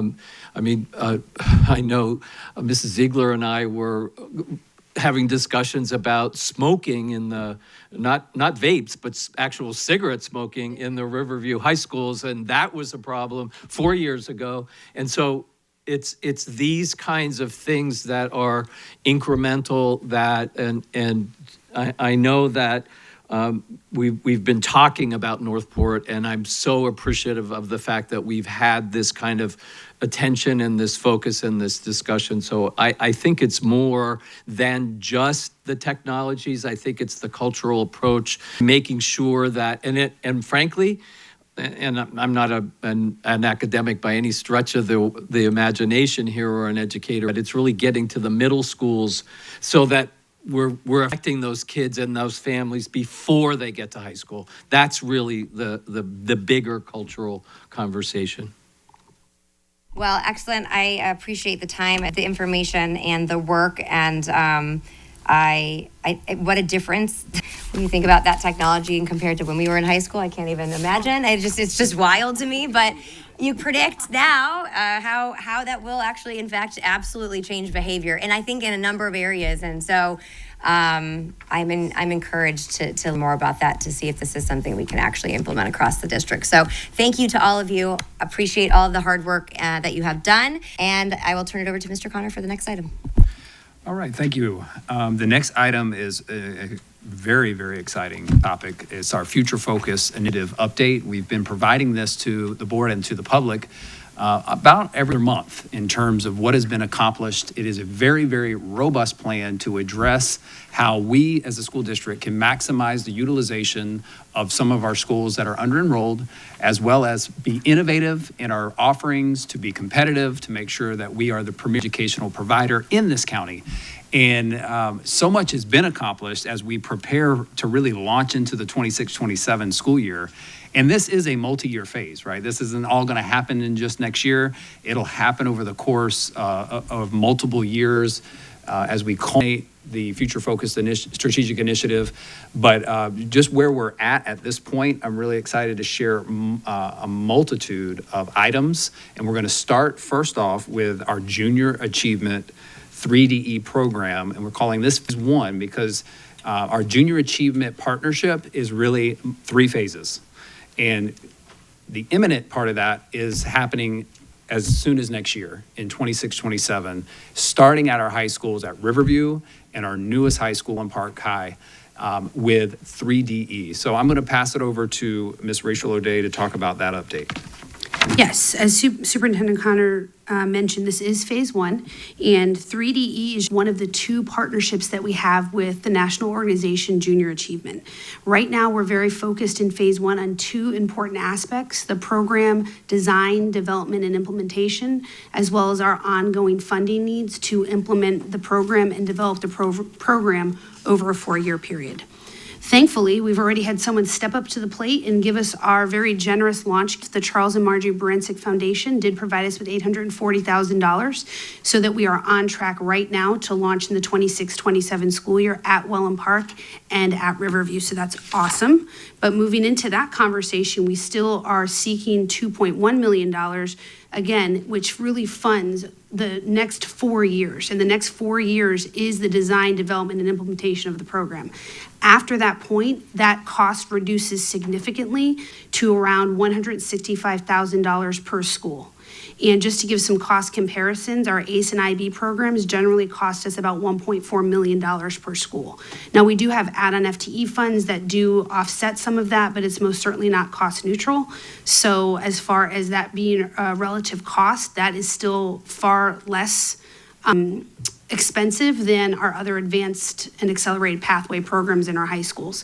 But we do know in secondary and in high school, if you want to have great programs, you need to invest in them. And this is one that is very much hitting a pocket of students that are not a part of accelerated pathways, but would have another opportunity to be involved with getting career-ready skills and into problem-solving and entrepreneurship with local and national business partners. So this is a very exciting opportunity for us. And although, again, it comes at a cost, the reoccurring cost is far less after we have fully developed a program within the 4-year period. And that 4-year period is really designing the case experiences and case studies, and also training the staff who's going to be a part of rolling that up from 9th grade all the way to 12th. And after that 4-year period, you're really in a sustaining, maintaining mode where you're going to still have training dollars, but you're also affording the staff that's associated with that. And again, ACE and IB also have staff costs, but actually a lot more that span over classified and instructional that could be up to 10 staff members per school. Whereas this program is only actually 2 staff members, and they're split between the school programs. So far less of a financial footprint, but a large impact that we're excited to see. When we look at those staff members that will be spanned over the 2 schools, you have a 3DE case experience role, which honestly is more like a coach, where you're coaching teacher performance, you're designing and refining the development of that program, you're monitoring student performance, and you're supporting those teachers and students as that program continues in the early implementation phases and beyond. And then the school implementation manager is more of overseeing the entire program and making sure that JA national staff, our school-based district staff, our school-based staff are all working together as we roll out this program within developing those business partnerships, advancing the programmatics, and again, ensuring student success and that the experience is developing exactly the student that we're looking for to be future ready. One of the big parts of developing the program is identifying the launch class. I know that sounds like that should be easy, but it actually is pretty challenging because you have to decide if you want it in a core class or if you want it in electives. And the team, we did grapple over that a little bit. Some districts do push it into a core class, like in English, and others use elective classes. We did decide on elective classes. We like the alignment of the standards and the core competencies of the 3DE program in alignment with these particular electives. They're also electives we want each child that's in the 3DE cohort to be a part of. And again, the CTE credentialing and the career-ready skills they get out of that was a really nice marriage while protecting core classroom instruction to ensure that we stay very standards aligned, but we will bring in content from 3DE in there with certain articles and knowledge building concepts that just feed our launch classes and our electives. So it's a very transdisciplinary approach, but those classes per grade level will be the owners of the launch of our case studies and experiences. Next year, we're looking at launch teachers in 9th grade, and again, just using the freshman transition personal finance. That teacher, if you teach that class, you are the launch teacher. And so just like we assign, department heads or other responsibilities with different IB, ACE, it's the same concepts. Whoever's assigned there will be trained, will be working with the staff that we talked about in the previous slide to grow and develop students and the program simultaneously. When you look at the events and training overview, that's really just demonstrating what we've been doing all year to get ready. This has been a planning year, and what's been great about this partnership is JA hadn't charged us anything for this, and that was a nice negotiation. But they've been great because not only are they excited about expanding in our community and meeting the needs of our students, they've really allowed us to partner, and we really just paid them about a week ago, maybe. So they're very thankful for that, but they've really been a very generous partner, knowing that this community is committed and the reputation we have as a school district, and giving us the opportunity to plan all year with our implementation set to be on target. August 20th was that big kickoff, and led by the superintendent and the JA partnership and district leadership, making sure everybody is connected and invested in this program. Then we moved into the principal kickoff, which again, JA national staff and district staff. And then the next big one is going to be May 20th when we bring in our teachers that are going to be a part of the 3EDE program, and we're excited. The next steps after that are really focused on the program development and training with the teaching staff so that they feel comfortable and ready in the 26-27 school year, as well as the scheduling that goes into the master schedule for those cohorts that are going to be assigned to 3DE. Because JA is national, they do come with, I want to call them platinum sponsors. They're a part of every 3DE program in the country. Delta and Arby's, we know that very well. And then they just achieved a new one called Valera. And they're a technical solutions company for major credit unions and online digital banking and payment processing. So they're new to the platinum sponsor team. And then we do have our local business partner. The first one that stepped up is Achieva. So that's great. We do have 4 others that we're speaking to and looking for a commitment as early as tomorrow. So we'll keep the board abreast to who does sign on to be our local partners. And then, we can celebrate them together. It's a great commitment. It's a big commitment, but it'll have a long-lasting impact on those students and their business community. So lastly, those next steps are really isolated to the right side of this slide, and it's all about training and it's all about planning. Our teachers, when we bring them for training in the summer, we are using entitlement grant funds to compensate them. The training costs and the trainers are already baked into the $840,000 grant that came with Bransic for the programming. But we did set aside funds in planning for future focus with entitlement grants because we do want to compensate our teachers for their time. That's something that we think is very important as they learn and grow with us in this program. Mr. Connor, that's it for 3DE, sir. All right, the next great initiative is Gulf Coast Academy of Innovation and Technology, and Dr. Green will provide an update. Okay, so we are very excited about our new District Magnet Middle School at Brookside. And in partnership with USF, we're working closely with Jeremy Monet. He's with Cyber Florida at USF, and he is working with our CTE program specialist to help us design our courses and our curriculum pathways for students in the coming year. So the instructional model that we're embracing there is very similar to 3DE in the sense that it's competency-based and there's a team approach. So we're really focusing on critical thinking and problem solving and through project-based learning. We know that no matter what students decide to go into, whatever field, we know that that is where the maximum growth happens to be a great contributor to any organization. And so we're really cultivating that through not only the competencies, but through the model of learning that they will undergo. So the core competencies that we're focused on are embedded in all of our pathways. And so in working together to find innovative solutions to solve real world problems, that is going to be the foundation of each pathway and each approach that students take. And it mirrors like I said, what's needed in the workforce, no matter the industry.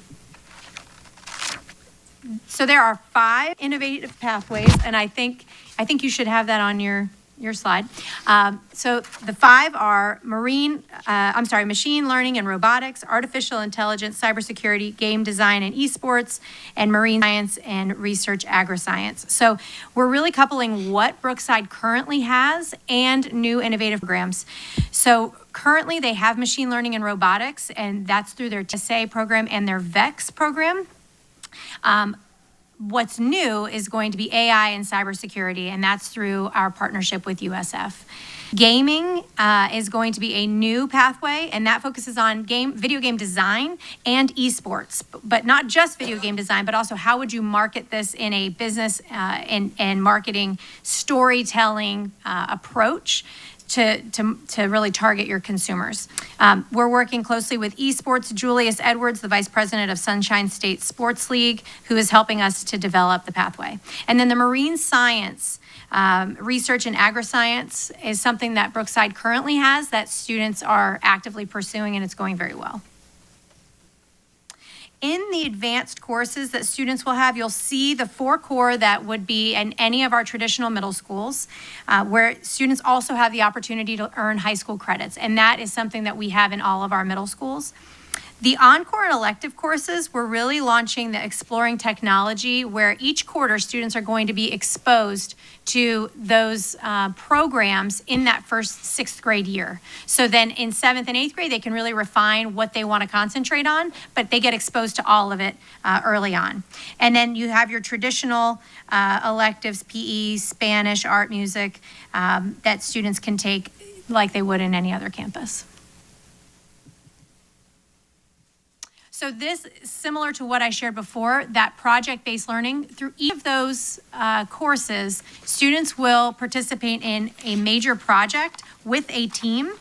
They'll engage in skills challenges and then field experiences in the industry that's being focused on for that quarter. So they'll get exposed to all of that within that first 6th grade year. And this is all to say that this sets them up beautifully for what they choose to go into for high school. So whether they pursue an IB program, ACE, AP, dual enrollment, or any of our career and technical pathways, having this experience in the middle school years, working as a team, working through project-based learning for critical thinking skills, all of those things are really going to help to refine their learning and understanding before they get into high school, and then set them up for maybe what they want to do post-secondary to give them that exposure early on. These are some of the current clubs and intramurals that are at Brookside currently. These are student-led clubs that are based on student interests. Some of these could change in the coming years as we see new students arrive, but these are just some of the offerings that they currently have. And then the GCA promotion and outreach that's been continuing. You can see there has been a lot of communication with our families and broader community. Our communication department has put out a lot of strong messaging to try to encourage students to apply and come to the school. So we're continuing that outreach through the summer, and we're just looking forward to a great year. All right, so that is GCA. And now we're going to move into the 2nd and 3rd phase of our Junior Achievement Partnership, which is more of a long-term strategy around BizTown and Finance Park. And I'm going to hand it over to Dr. Johnson. Thank you, sir, and good morning, board. As we move along, yes, of course, this is our long-term goal for phase 2 and phase 3 with, of course, BizTown and Finance Park at M.E. Booker Elementary and Booker Middle School. Really what I want to draw your attention to, of course, as Mr. Connor said earlier, we've been giving you updates either every other month, sir, somewhere along those lines. Really the important piece is really the February and March dates. You're going to see in some subsequent slides that we actually had to make a change to where we're actually going to have the location for Booker Middle for a very good reason. Very good reason. And with Superintendent Connor's approval and, of course, the work with the principal at Booker Middle, we're able to actually move students from one building to another, of course, starting the next school year. Going back to M.E. Booker, this has not changed. We will still have buildings 4 and 8. And why is this important in those particular buildings? We will have a separate entrance, separate security so that we can get it off. And then kind of front facing, so when you come in, you'll see a very big sign, of course, with BizTown going forward. Now, as we talked about earlier, the change that was made at Booker Middle, we actually were going to use Building 14, which was a standalone building, 2-story building. But actually, after we did the mock-up and the drawings, which was so important the last time we gave you an update, we recognized that if we looked at a different building, kind of the same concepts as M.E. Booker, that are really 2 buildings, they look like 2 buildings, really you can make them into one, we're able to save $12 million. That's just because of the cost of that build out of that concretable that was in place, and now being able to gut these particular buildings and still being able to use the same bus loop and parking that we would have previously used. We're able to pull those students from those particular buildings starting next year into the 2-story building that we had previously used anyway to house students before, of course, enrollment started to decline. So just wonderful update.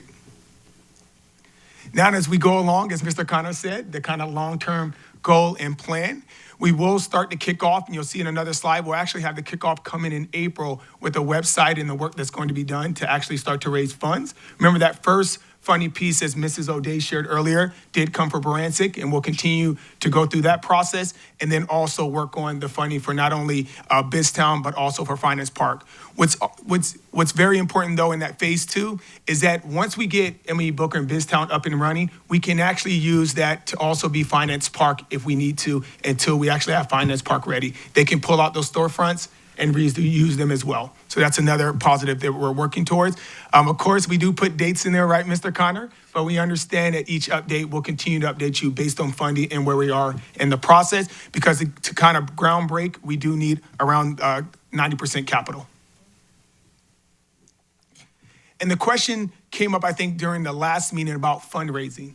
The big piece of that, because this is a national company, Junior Achievement, they take that on themselves. So you'll notice in that middle column that they really are the lead when it comes to fundraising. Mr. Connor plays a huge role in selecting a committee and campaign chair that will work with Junior Achievements. It usually is someone, of course, that's in the community, that is well known, and that works with funders, right? So we can work through that particular process.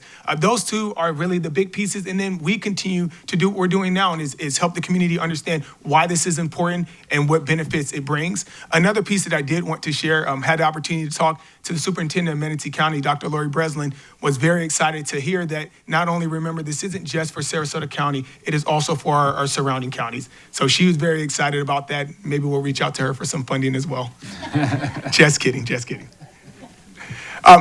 Coming this month, and of course the board will have the opportunity to see it, we actually will have our website, our launch, sponsored by Junior Achievements, of course, with the support of someone sitting right behind me, Mr. Maniglia and his team. We'll make sure he gets a chance to look at it so that it is high quality. But this is going to be incredibly important, because this will be a place that they can go, of course, to support our needs as well. And then, of course, just like we shared earlier, these are the next steps within the process. And you'll notice the check marks, just like you saw in Ms. O'Day's, to me are important. So it reminds people, especially the community, what we've done before and what still needs to take place. So as we go along, we'll consistently update this as well. A lot of work still to be done. But for us, the community campaign chair that Mr. Connor will select, of course, and then the hiring that Mrs. O'Day talked about will also be next in that process as well. And then I will turn it back over to Mr. Connor. All right, and our last spoke in the wheel today will be the Great 8 conversions, and that will be led by Ms. Giminelli. Good morning, board members. I'm very excited to share about our most recent updates with our K-8 expansions. As we all know, and we've talked about at former workshops, 4 of our current K-5 schools, Alta Vista, Brentwood, Gulfgate, and Wilkinson, are converting to K-8s. And so our most recent work around this conversion is really supporting our leaders in these schools. So as you can see, we've got Principal Fusey and Principal Hannon with giant smiles, because they're growing from a team of 2 to a team of 6. And we're really excited about that expansion. Our work in leadership capacity has really been focused on ensuring that both audiences within our leadership teams, our principals and our assistant principals, receive all the supports that they need, and really creating that unified school experience for their students as they transition them from elementary age students to middle school age students. Some exciting news, we have a nice facelift for all 4 of our school logos. Huge shout out to Mr. Maniglia and his team. They have worked diligently with each of the school-based administrators to really shift their elementary sort of younger aged focused school logos to be more targeted toward the new student populations that they will be serving, and really receive that feedback from those teams to make sure it still encompasses what makes those schools great, but also ensuring that we're welcoming in our older age students as we roll up each year with this expansion. So with our leadership development, we've really created a training series that's with principals and assistant principals in mind around these key areas, with moving from just being elementary school administrators to middle school administrators as well. So in the beginning of our series, we really focused heavily on middle school onboarding and master scheduling.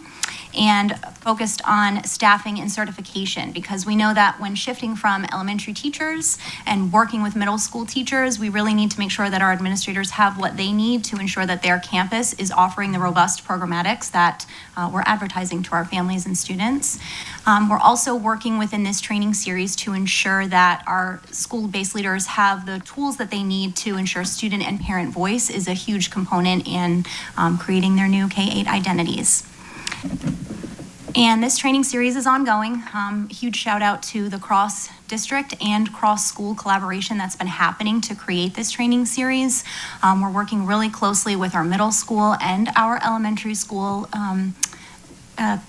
principals and assistant principals in these seats, and a huge shout out to our curriculum directors who are leading this work in collaboration with Principal Fusey, Principal Hannon, and Assistant Principal Rojas. They have been instrumental in making sure that the training series is really targeted to meet the needs of a K-8 administrator because they live that role every day.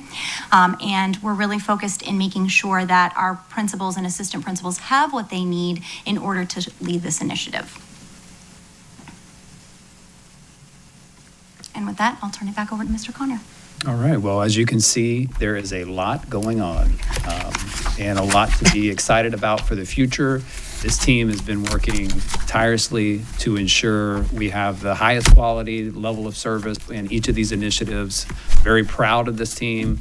No one's sitting around doing nothing around here. They are all actively engaged as part of getting our school district to be the premier provider, to be the leader in what our parents, what our community wants, and what they expect. We're going to deliver on that. So it's been a great process. It's a lot of hard work, but the support of this board, you have been nothing but supportive in work and connecting and discussing and providing feedback. So looking forward to seeing it all come to fruition.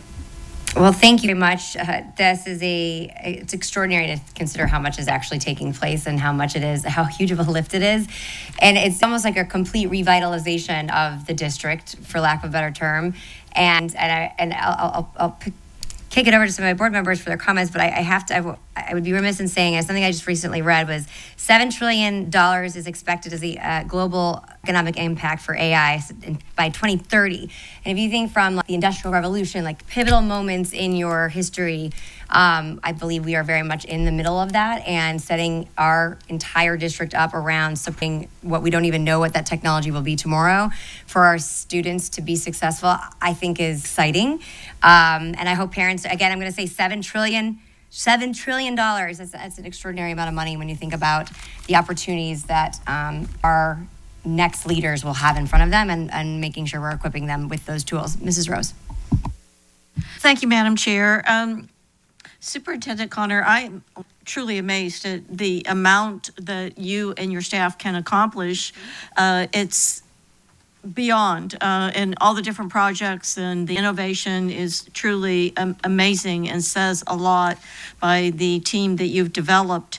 In addition to growing third grade reading scores, I have to say that the programs are the most innovation that I have observed in this district since I started serving on the board in 2020.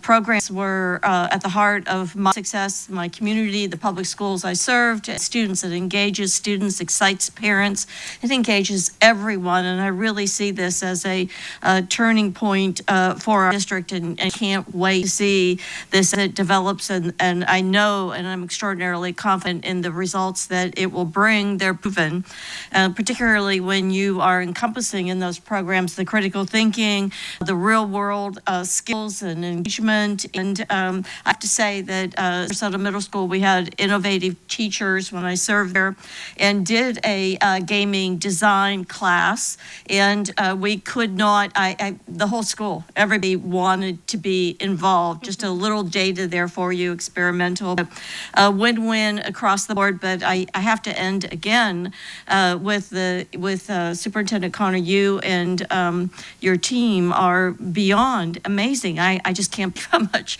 you're able to accomplish from the academic growth in our district to all the projects and the programming. And I want to thank you for your work. Thank you, Mrs. Marinelli. Thank you, Madam Chair.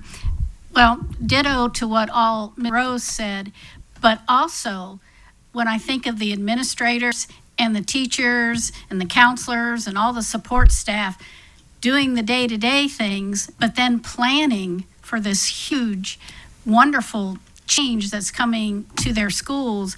So I want to thank them, because I know how hard that can be, but I've never really gotten any negative. I don't think any of us board members have, of all these changes, because change is hard, but I think people realize we have to, because we can't keep doing things, and we have to be ready for the future. So I think it's just incredible. I kept thinking back to my days when either I was in a classroom or a counselor or administrator, I think, trying to keep the day-to-day stuff going, and then this huge change.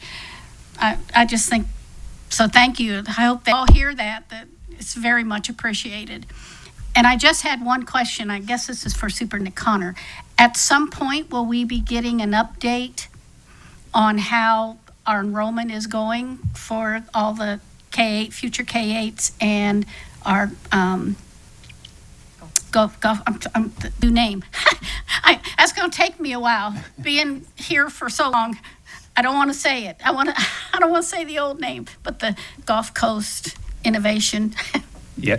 Yes, ma'am. We will be providing those updates as appropriate. Yep. Okay. Yeah. We're going to monitor that very closely. Oh, I know. We know in times like this that we're facing with financial challenges, the biggest driver for revenue is students. And so we're monitoring that almost at a minute by minute. Well, and I know everybody's working so hard to get the message out, but I still hear, well, I don't know anything about this. And I just think, how do you not? But I get it. It's our world, but parents and that, they're in there day to day, but so just keep up the good work of getting the message out there. So thank you. Thank you. Any other comments? Mrs. Barker. Thank you. Obviously, I'm very excited about this. I do have a few questions, particularly given, everything that we are going through right now with budget cuts and staffing. And so my question is, when we're talking about the 3DE, and we now have a change in the way that our acceleration funding is given to us, right? So now we have a stagnant pot of money. Instead of, if you have more kids earning more credits, we could receive more funding. Now we have a pot of money, and it gets stretched, more across each school. So when we're adding these 3DE, the 2 additional staff, does that mean that we're stretching our AP, IB, CTE funding as well, or no? That's a great question. And, with the relatively, obviously, very new way of calculating add-on FTE, there are implications to consider, right? That anytime we expand these options now, it's not necessarily being added on top of what we're doing. So we do have to be strategic around that. So to monitor that closely to see what that impact is. Obviously, that pot of money is statewide money. It's not necessarily just Sarasota. So, but at the end of the day, it's a finite amount of money. And so we've, at the end of we don't want to stop providing those opportunities for our students or base it solely on that. But right, we have to be strategic around the support that's needed, the funding that is needed for those types of programs. So I think we're going to have to really monitor that closely. Thank you. I appreciate that. That is helpful. And piggybacking on that, when we talk about these launch teachers at our schools, because I know everyone feels stretched thin all the time, do these launch teachers, do they volunteer themselves, or are they voluntold? And do they have what additional responsibilities and or additional compensation is involved in that role? So I would say it's a mutual discussion between the principal and the administrators and that teacher. So they're looking across their campus first to see what course makes the most sense. And so for 9th grade, we're launching in personal financial literacy, which is a required course for all students to take. So we're able to capture a lot of students there. And because there is so many parallels with 3DE, that lends really nicely to career readiness, which is a component of those courses. We felt like that would be the least amount of additional lift on let's say a teacher who is teaching something completely outside of that realm. But the conversation was mutual. It was something where the principal felt like this particular teacher and their skill set would be the best for what we want to do. And then they would be willing to do that. So that's how those conversations came about. Thank you. I appreciate that.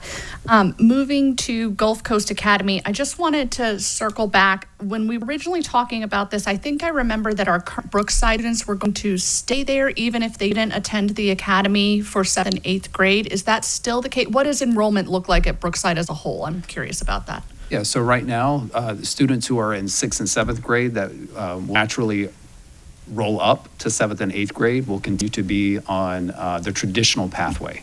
It will be the 6th grade cohort that will be fully application based. So you will have to apply to go to the school as a 6th grader. The last number we had was about 100 applications.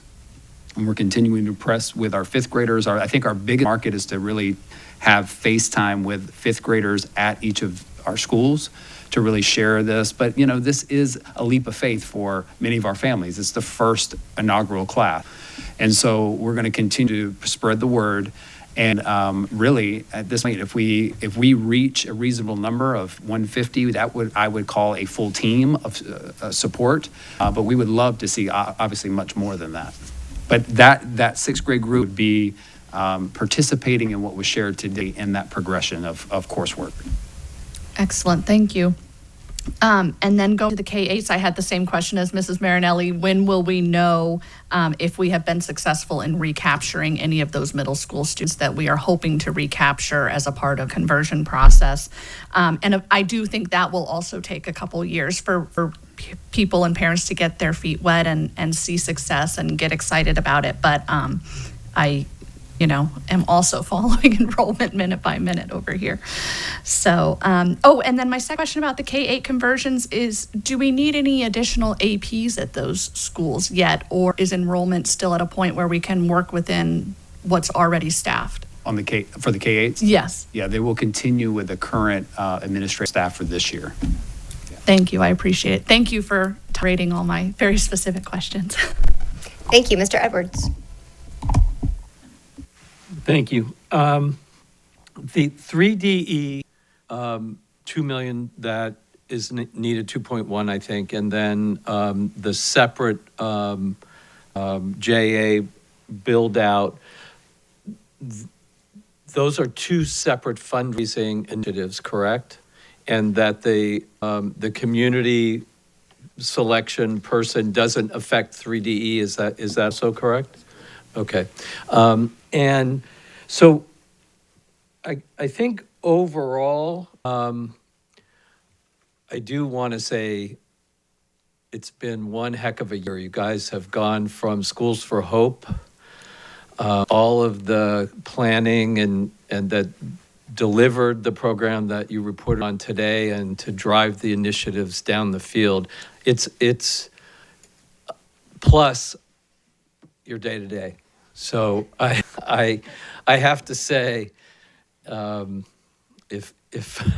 my hair could blow in the wind, it would have been because of the amount of speed and work that you guys have been putting in. So I think that's an important. People don't realize that it's been one constant momentum, including the fact that we're sitting here, all of us biting our fingernails, watching enrollment. So my question is, with all of the things that we're here, is there anything that could derail? Is there a hard stop that we need to be paying attention to, that this program won't continue or this K-8 won't happen? Is there any of those kinds of hard stops that we need to be focused on? I think in terms of the programming, I'm very confident that we're going to be able to move forward with those. The big lift in this is the substantial fundraising needed for BizTown and Finance Park. Those are really lofty goals, and they require a lot of capital. And we're going to lean very heavily on our national partners with Junior Achievement. But we do, I'm very confident in this community as well. And I'm willing to take that risk and really lean in on the school community who has been so generous to see something so, what I would consider a very prestigious value add to the community and the surrounding community, that this not only just affects the students of Sarasota County, but the entire region. And there are so many people who, in the philanthropic community, the foundation support, who want to see those types of assets come to a community like Sarasota, that I'm very hopeful that this is a project that can stay on track. Now, we'll continue to monitor, and if we have to selectively abandon that, which I'm not planning on doing, but you always have to consider those factions. But in terms of the K-8s, in terms of GCA, in terms of 3DE, those things, very confident, and I have no concern about that we'd have to selectively abandon those programs. Listen, I'm not, I guess the other part of this is we've been talking about the problems that we've been experiencing in and around the school choice and voucher programs, and we're seeing, unfortunately, the time in public education and here in Sarasota, where we've been so very optimistic and have worked so hard to be innovative and to stay ahead of all these curves. And what I really want to make sure is that all of us are on the same page of making sure that enrollment does we have to do, all of us, the kind of lock arms together and go out and get these students and make sure that in spite of the voucher program, in spite of all of the work that has gone into defunding public education, that we really pat this team, the superintendent, on the back for being the best game in town, because we still are. Thank you. I agree. I think that like I said, it's an incredible time, but the lift that has occurred, I can't come up with words. It's like a facelift that has taken place, and quite frankly, I believe it's needed, not easy, but I think it's needed. And I think that Mrs. Marinelli said something, we haven't heard anything negative about this. I think it's because people are ready for it. And that it's just the learning part. And of course, the enrollment is going to drive all of the ability for this to be successful. But as I said before, I think back to years ago when general CTE, people used to call it SHOP. We as a district, I think, did a really good job leading that. But the challenge was getting parents to buy onto it, right? They wanted the 4-year university traditional path, kind of their generation grew up with. There was a lot of, hey, this is a really good path for success for your child. And there was just that disconnect. And I don't think that is nearly as present as it was, 8 to 10 years ago. And I think in addition to that, married on top of that, is a foundation of success through CTE with our community, our partners, our philanthropic and private sector business supporters. But then looking at the next step, like I said, from an innovative standpoint, whether project-based learning, which I love. I think a lot of children learn really well that way, and I think they like school a lot better when it's like that, and that's the love of learning. And so there's so many buckets. You guys are moving full steam ahead. But I'm looking at it from the macro standpoint of that competitive nature and the forecast economically and opportunity. If we're pitching this the right way, there's a real, and executed in a real way. I think there are, how do I say that? There are certain things that exist in a traditional public school structure that sometimes stifle innovation. It's not you guys, it's not the people. It's certain systems, and I think there's been a lot of breakthrough through that. I don't think we're done with it, but I think that despite that, we're able to continue to push forward, and I'm really optimistic and excited. I think the question Mr. Edwards asked is a good one. What could go wrong? And that is important. I think of, I'm going to use Welland Park. We were planning, projecting. We were in an anomaly moment of so many people coming down to our region, and there are large capital investments there, right? So, and I think COVID you can't look at traditional trends that really shook completely. And then Mr. Connor, you had a point in time, a financial standpoint of, do we open this school or not? I mean, because the conditions have changed completely. And I think that those are good conversations. They're certainly probably, I mean, I have the faith they're having in these, that there's no, not too proud to pull the plug or press pause.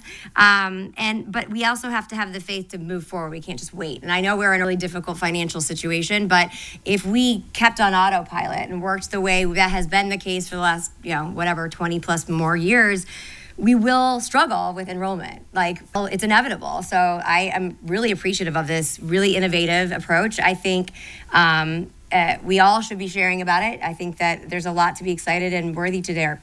And I think a lot of the other issues that have concerned families when it comes to just looking at different options, and especially when I think of middle and high being such a critical, there aren't many options, and it's also, there's a lot of, translation as parents look at that, but I also think setting students up for successful opportunities for their future, we're really setting the stage in a manner that I don't believe the other options available can come close to. So appreciate your work. I'm excited as things go forward. I'm sure as a board, we're going to have to continue to have conversations about the financial conditions. But again, I said those conversations will certainly be inevitable if we don't maintain competitive and innovative. So excited about that. I don't know if you have any closing remarks, Mr. Connor, before we wrap up this section. So in terms of enrollment, that is something, we'll have re-enrollment, re-registration happening starting this month. That is going to be a good indicator, and as long as we get as many parents to participate in that. But we use that as another data point to monitor our outcomes in student enrollment and what we're projecting. And it happens all the way through the 5th day count, right? So that there's a whole nother process that comes in the fall.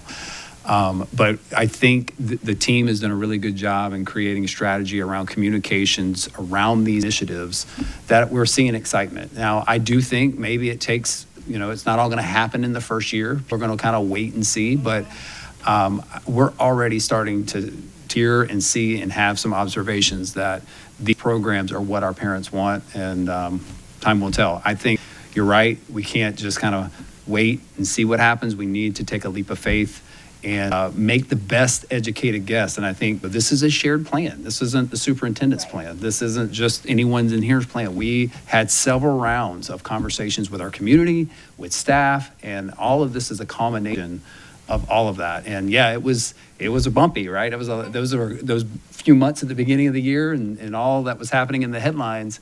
But I think it landed in a place that could really transform the school district. So now we just go out and we press forward with communicating. And I have no doubt the administrators and the teachers who are going to be involved in these programs, just like in all of our schools, are going to give their very best. That's what they do each and every day. So I'm really excited. Excellent. Well, thank you to all of you. It'd be an understatement if I don't know how you guys sleep, when you sleep, if you sleep.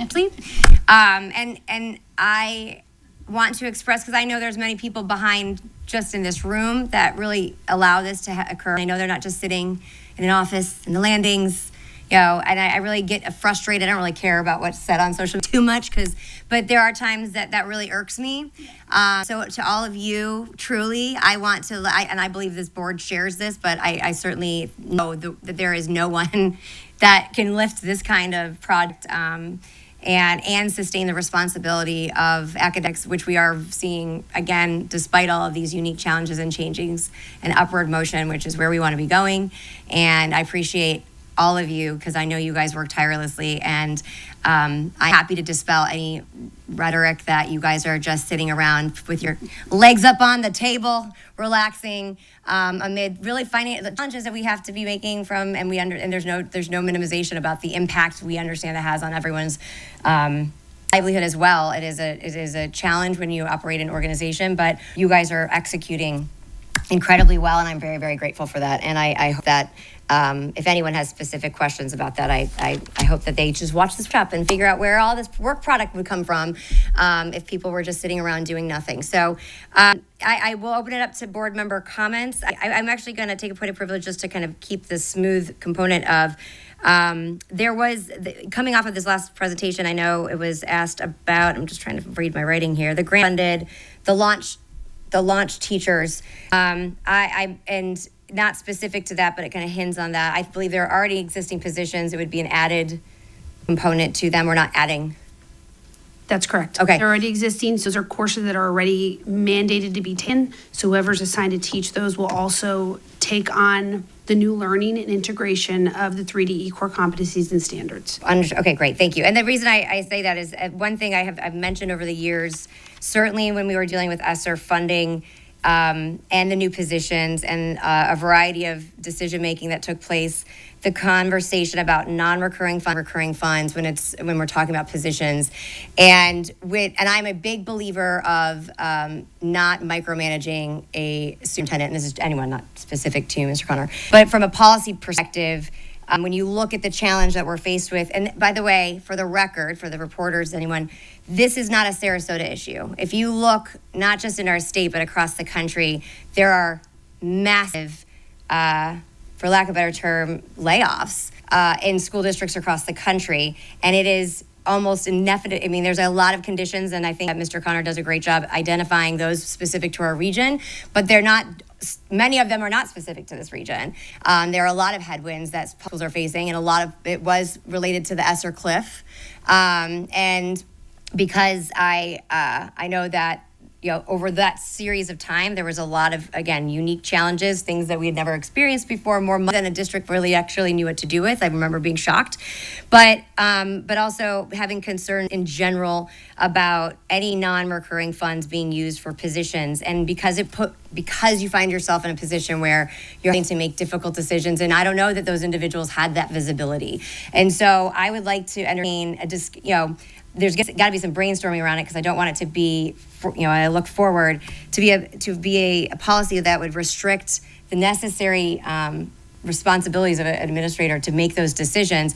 At the same time, I think I would recommend having some kind of stops of making sure that if we're adding positions that's funded with non-recurring funds, whether it's a private grant or a federal grant, that individual knows that specifically, whether we have some kind of acknowledgement or something. I know years ago we had a private funder do, it was an arts education grant. It was for 5 years. And I remember it was almost every time those presentations came up, they highlighted that this is a short, so there was no kind of surprise. Again, that was not at the scale, we're talking one or two positions versus a completely different situation. But I believe even for our new board members up here, these are not easy times. I know no one, even our administrators having to make these decisions. And so it's a long-winded way of saying I want to propose bringing forward some kind of policy proposal that puts some conditions in there, whether it be an acknowledgement, whether it be certain provisions that limit that non-recurring funds being used to create new positions. So I'll put that out there, but I think because it plays a big role into where we are to potentially prevent a future situation like this. And again, I reiterate, this is not a mismanagement per se. This is when you have districts that are facing similar, if not far worse, situations financially and with positions. And so from a solution standpoint, I would like us to consider learning from that lessons learned and put forward a policy to evaluate non-recurring funds going to positions. So I will entertain conversations on that and then any additional member comments. Mr. Edwards.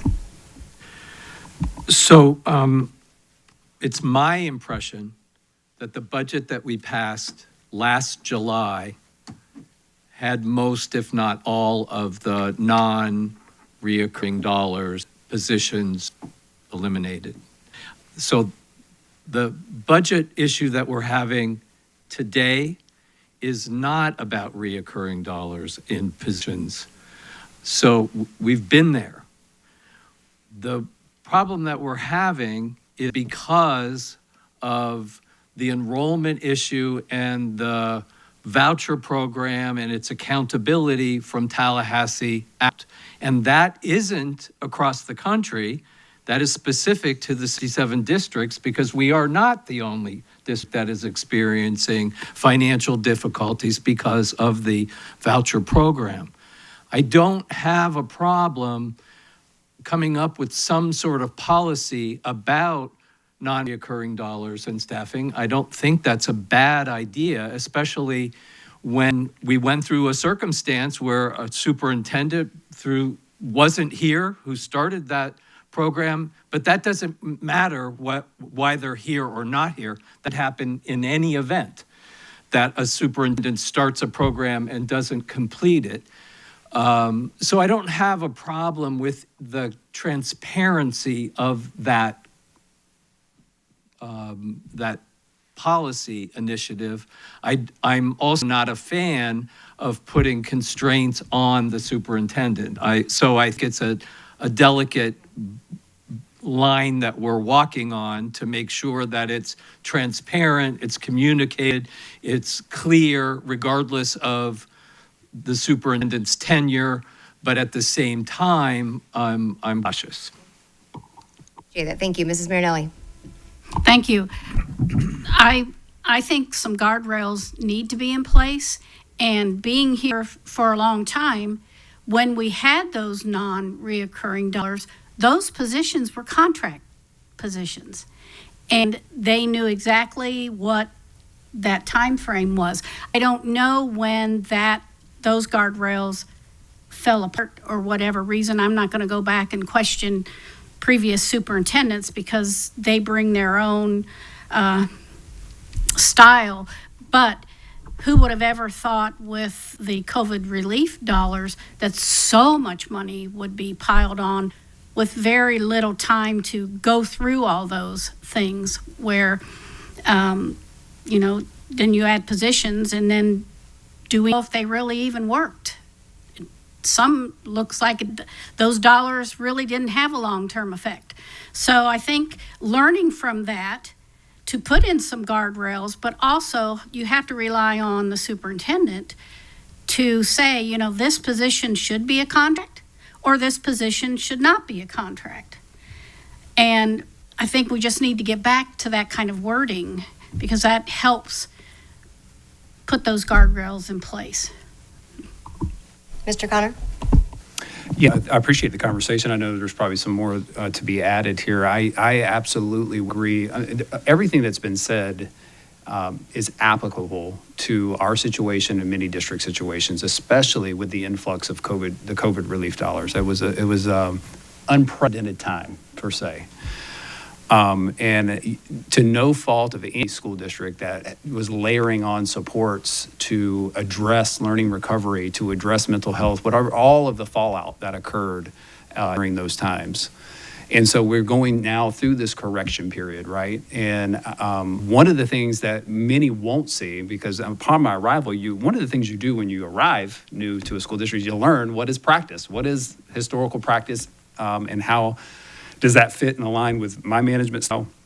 And then what adjustments need to be made. And so typically when it comes to staffing, there's an allocation handbook, right? Every school district has an allocation formula for how they allocate positions based on student enrollment, programmatic needs. And then there's even processes to approve above and beyond that because there may be a special circumstance. And to the point that is made here today, there are times when you get funding that would require a staff member for a temporary period to fulfill whatever that purpose was. And having clear guidance, having clear expectations and procedures through human resources, through your business department around notifications to the employee about the duration of that project and that how long they're going to serve in that role and acknowledgement of that, those procedural aspects should be in place in any school district. And the fidelity to that really matters. And it's dependent upon the day-to-day operations. And so one of the things we've done is we have an approval process for any types of positions that come beyond a staff allocation model. We have a set formula. Formulas don't dictate and drive everything. But then when we start talking beyond that process, no position comes in front of this group and myself without a lot of discussion and a lot of approvals to get there. So it's all about the procedural aspects of that leadership team related to how you allocate staff. And what I think, to the point of what's been proposed here, is even if you have something in policy that says that the superintendent will develop procedural mechanisms, and I don't know if you dictate that line by line in a policy, but if you put that in there, that the expectation of whatever policy is that the superintendent will establish those procedures, and there could be a verification process, I think that's good practice. You should have that. And I also think it gives the flexibility to allow the superintendent to develop those procedures without being pigeonholed or have the inability to do something with one-time funding. I hope I'm making sense there. But I think that's a way to address all of that very specifically and clarify it procedurally in writing.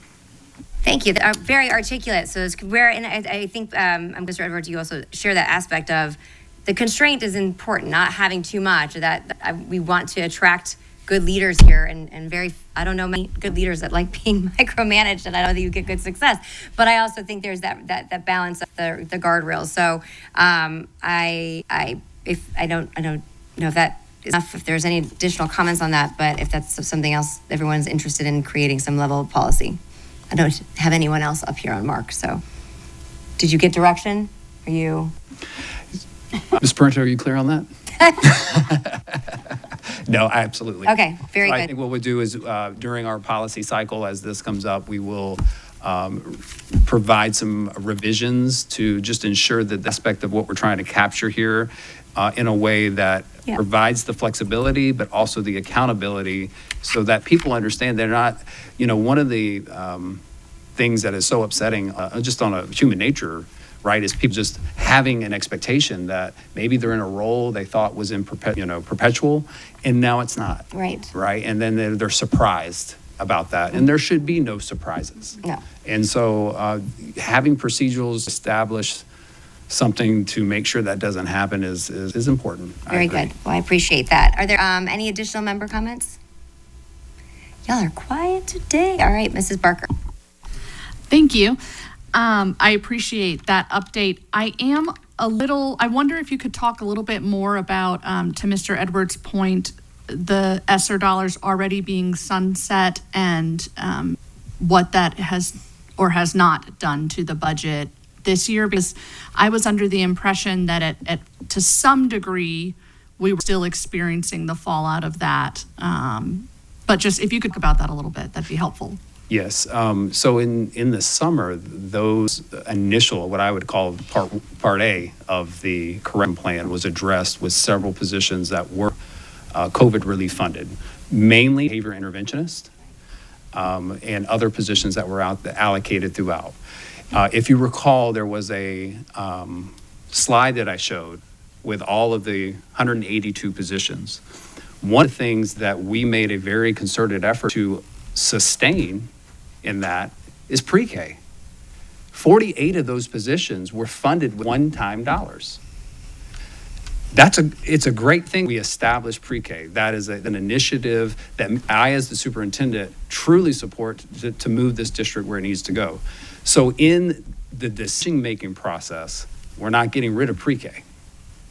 But that also has an effect on your other allocate. You still have 48 positions, right, regardless if they're pre-K or some other positions that you have to address.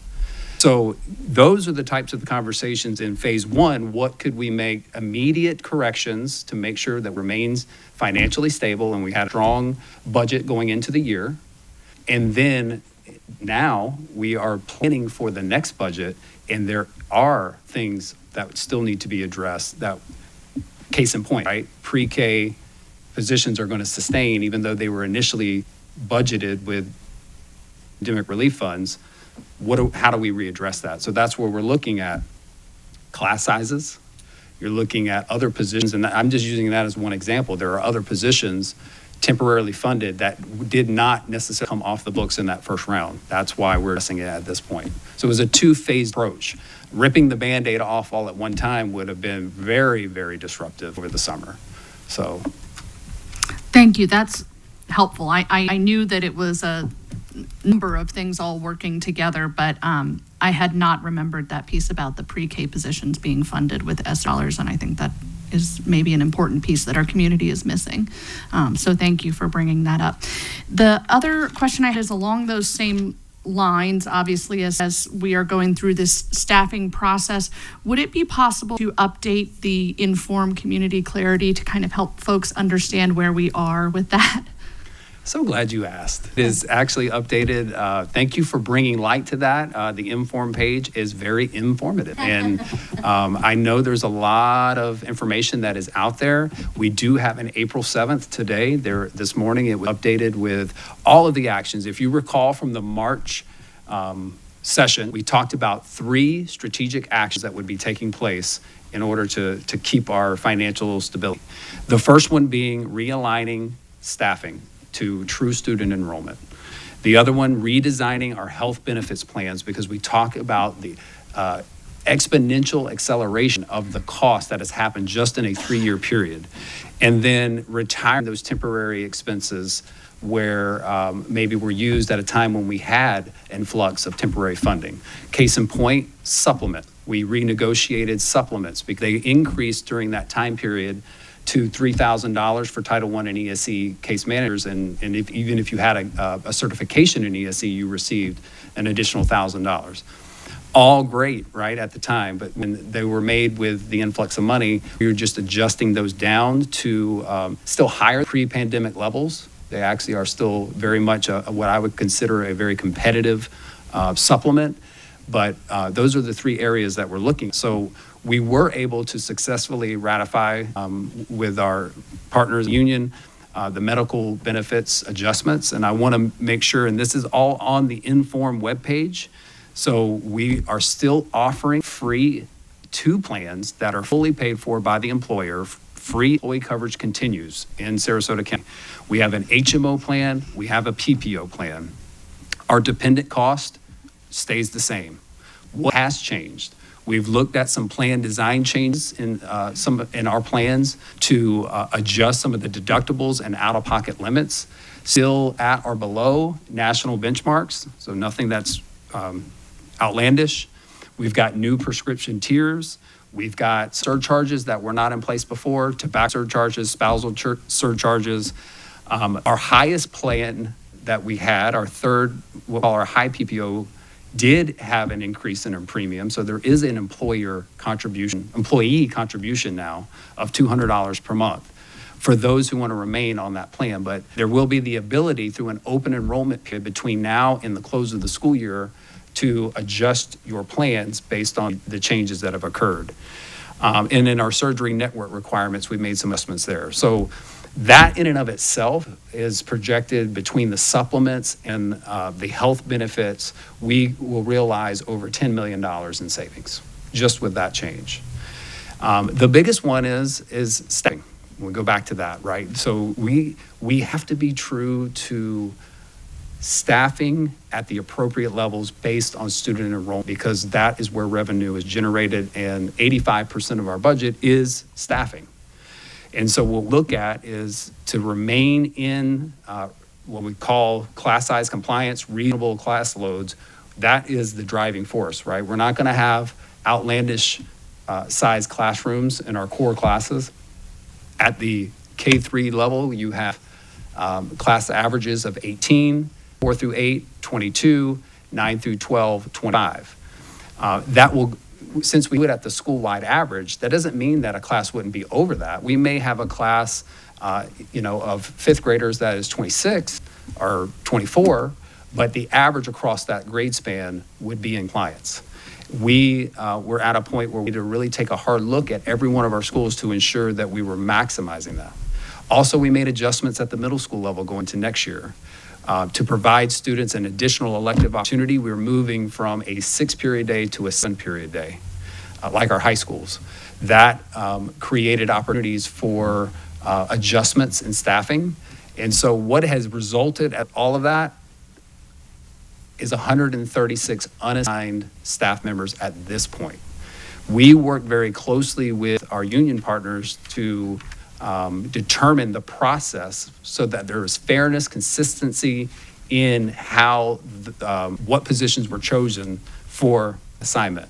And it started with probationary contracts. A probationary contract is someone who is in their first year of employment in the county. It doesn't mean it's their first year teaching. It could be someone who transferred in from another state, but they're a probationary period. By state law, they are within that first year. Anybody could be released at any time during their probationary period, as well as annual contracts, which are guaranteed employment through the end of their contract year, which is typically June 30th. So as we made all of the adjustments based on student projections, that resulted in the 136 unassigned. I say unassigned, which means their contract would end. Those probationaries mostly, I think 99 of them were all probationary period, with 37 of them that were in an annual contract status, would end on June 30th. But here's the caveat. There will be natural attrition that will occur. We already know of many that will be separating from the district for whether it's a retirement. Vacancies will happen between now and all the way through the 5th day count. And it is my expectation that we'll be able to work with all 136 employees and hopefully be able to find a spot. Now, I can't guarantee that. Based on historics, we've looked at the data, it doesn't that all may end up in a place, but our goal, and Human Resources knows, is to exhaust the opportunity. You know, one of the things that we've even talked about is making sure that employees who do have an intention to separate from the district, if they could let us know that as early as possible. Let your principals know, let Human Resources know, because that will help expedite process. Because the unfortunate part is, you know, these 136 having kind of the anxiety of not knowing, right? We had to do a notification process with these 136 now because it's our professional obligation to do that. They need to know as early as possible that this could be the result that June 30th, you may not have a contract, but we're going to work with you even beyond June 30th as openings happen. But we've got to make plans, and we understand that. And so those are the conversations that happen. This was not done only through an email. These conversations very clearly, it was articulated by me personally with administrators face-to-face at each of these sites and cost centers, that these are very delicate conversations that need to be had prior to the final formal written notifications that would go out as of last week. And so that should have taken place, and it's my expectation that all principals and supervisors that had affected staff, that occurred. But it's not over for those individuals. We want to continue to work them. We believe that most of them are going to find places right back here in Sarasota County, and we're going to work as hard to get every one of them back in if we can.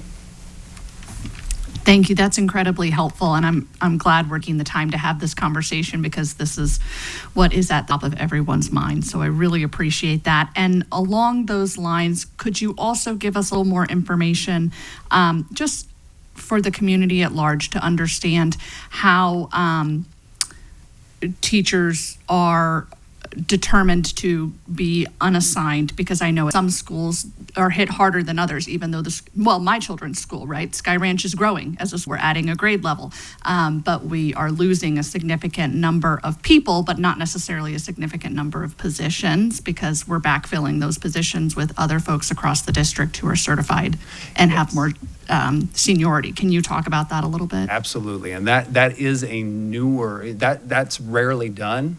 In times like this where we had a significant number of unassigned staff, typically the surplus process results in a smaller number where you are assured that there's going to be vacancies to place those individuals rather quickly, or even during the staffing process, right? Because we carry a load. Right now, we have 58 vacancies in the district today. Unfortunately, almost half of them are SLPs. So we don't have enough staff members who are certified SLPs to place in those positions. So while we're surplusing staff members and you see existing vacancies, it's all related to certifications and credentials, because you can't put people in places they're not certified. Although we do have a process for agreements to earn, which we will be working with staff on that. I will not become an SLP. I'm so sorry. So when we go through the initial staffing process, after we look at projections and we say, this is how many positions a school will earn, then if they currently have more staff on hand than what they earn based on their student projections, we do what's called a surplus. We surplus those individuals into a pool. So that typically takes place by seniority and certification areas. So who's the one that gets surplused out of a cost center, a school?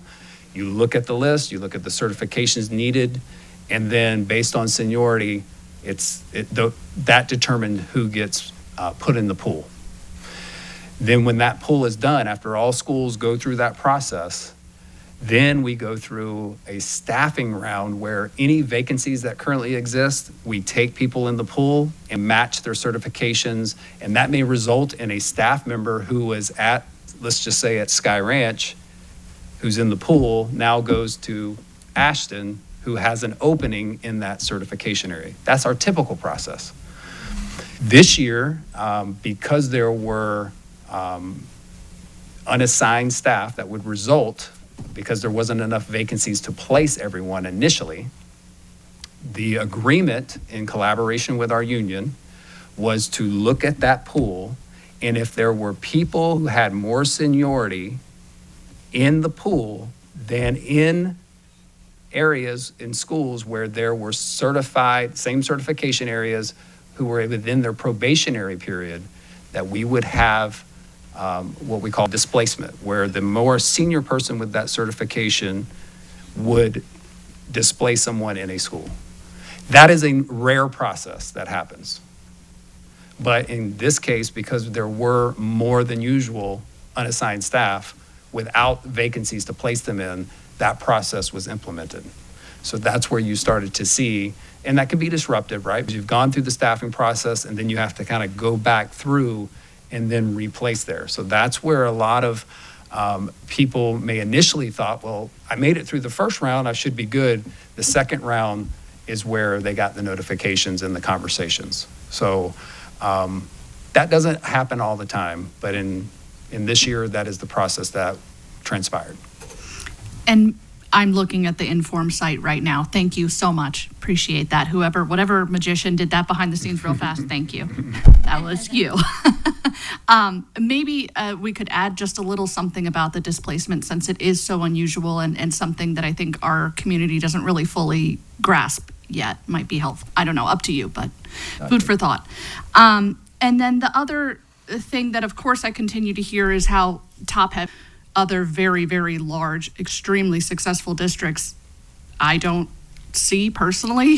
The other districts that I've worked in have had layers upon layers of administration that worked tirelessly to make their schools successful. I think we run a pretty lean ship, actually, and I think that shows in some of the data. But I would love for our community to understand where we sit administratively compared to other school districts across the state and across the country. And I think also the fact that it's incredibly important to compensate people for their work, and your salaries are earned and very, very appropriate. And I think looking at, salaries that executives make at SMH and other, similarly sized companies could be helpful for some people to understand, what a fair compensation package looks like for someone in an admin position. So all that to say, I hope that the community will begin to understand how vital you are to the running of this school district. We absolutely could not be an A district without every single one of you. So thank you for what you do. And then lastly, lest I forget, I did get to attend a really interesting session with the Education Foundation the other day. It was called Voices of Impact, and we had groups of teachers, some of our shining star teachers, teachers of the year, who came and did presentations that they had researched all year long, talked to us a little bit about teacher retention, teacher voice, AI in classrooms, all kinds of different things. But the message that I took away from there and really got was that teachers who are empowered to do their best are empowered not just by their administrators at the school level and at the district level, but also by their board. And I think it would behoove us as a board to have some conversations, perhaps at our next board retreat, around how we vocalize and show our support for our teachers, because it's important not just to teachers, but it has a direct impact on student learning. So I would love that to be added to any of our future board retreats if it was the will of the board. But I very much appreciate those teachers who brought us those discussions, and the Ed Foundation for bringing us all together. Thank you. Thank you very much. Mr. Edwards. Thank you. I want to thank the board. I know it was a consensus to discuss the vaping and the Northport issue, so I'm appreciative of that. I know there was also a question. I have been advocating for a period of time to have 2 meetings a month or 1 meeting a month, but many of them in Newport. I've said that several times. I've said it all last year. And so I'm supportive of that initiative. I know at the last workshop, we were talking about weighted and non-weighted FTEs and the trend of the non-weighted or the weighted not being fully funded through mandates, that sort of thing. I was hoping we could get our student costs, not just from what Tallahassee's giving us, but what it actually costs to educate a lot of our students. And we talked about that. I know Mrs. O'Day said that she had kind of data. So I'm looking for a trend to show our, and I think it's mostly around ESE. We have a lot of mandates, and a lot of our charter schools and a lot of our private schools don't and can't educate those students.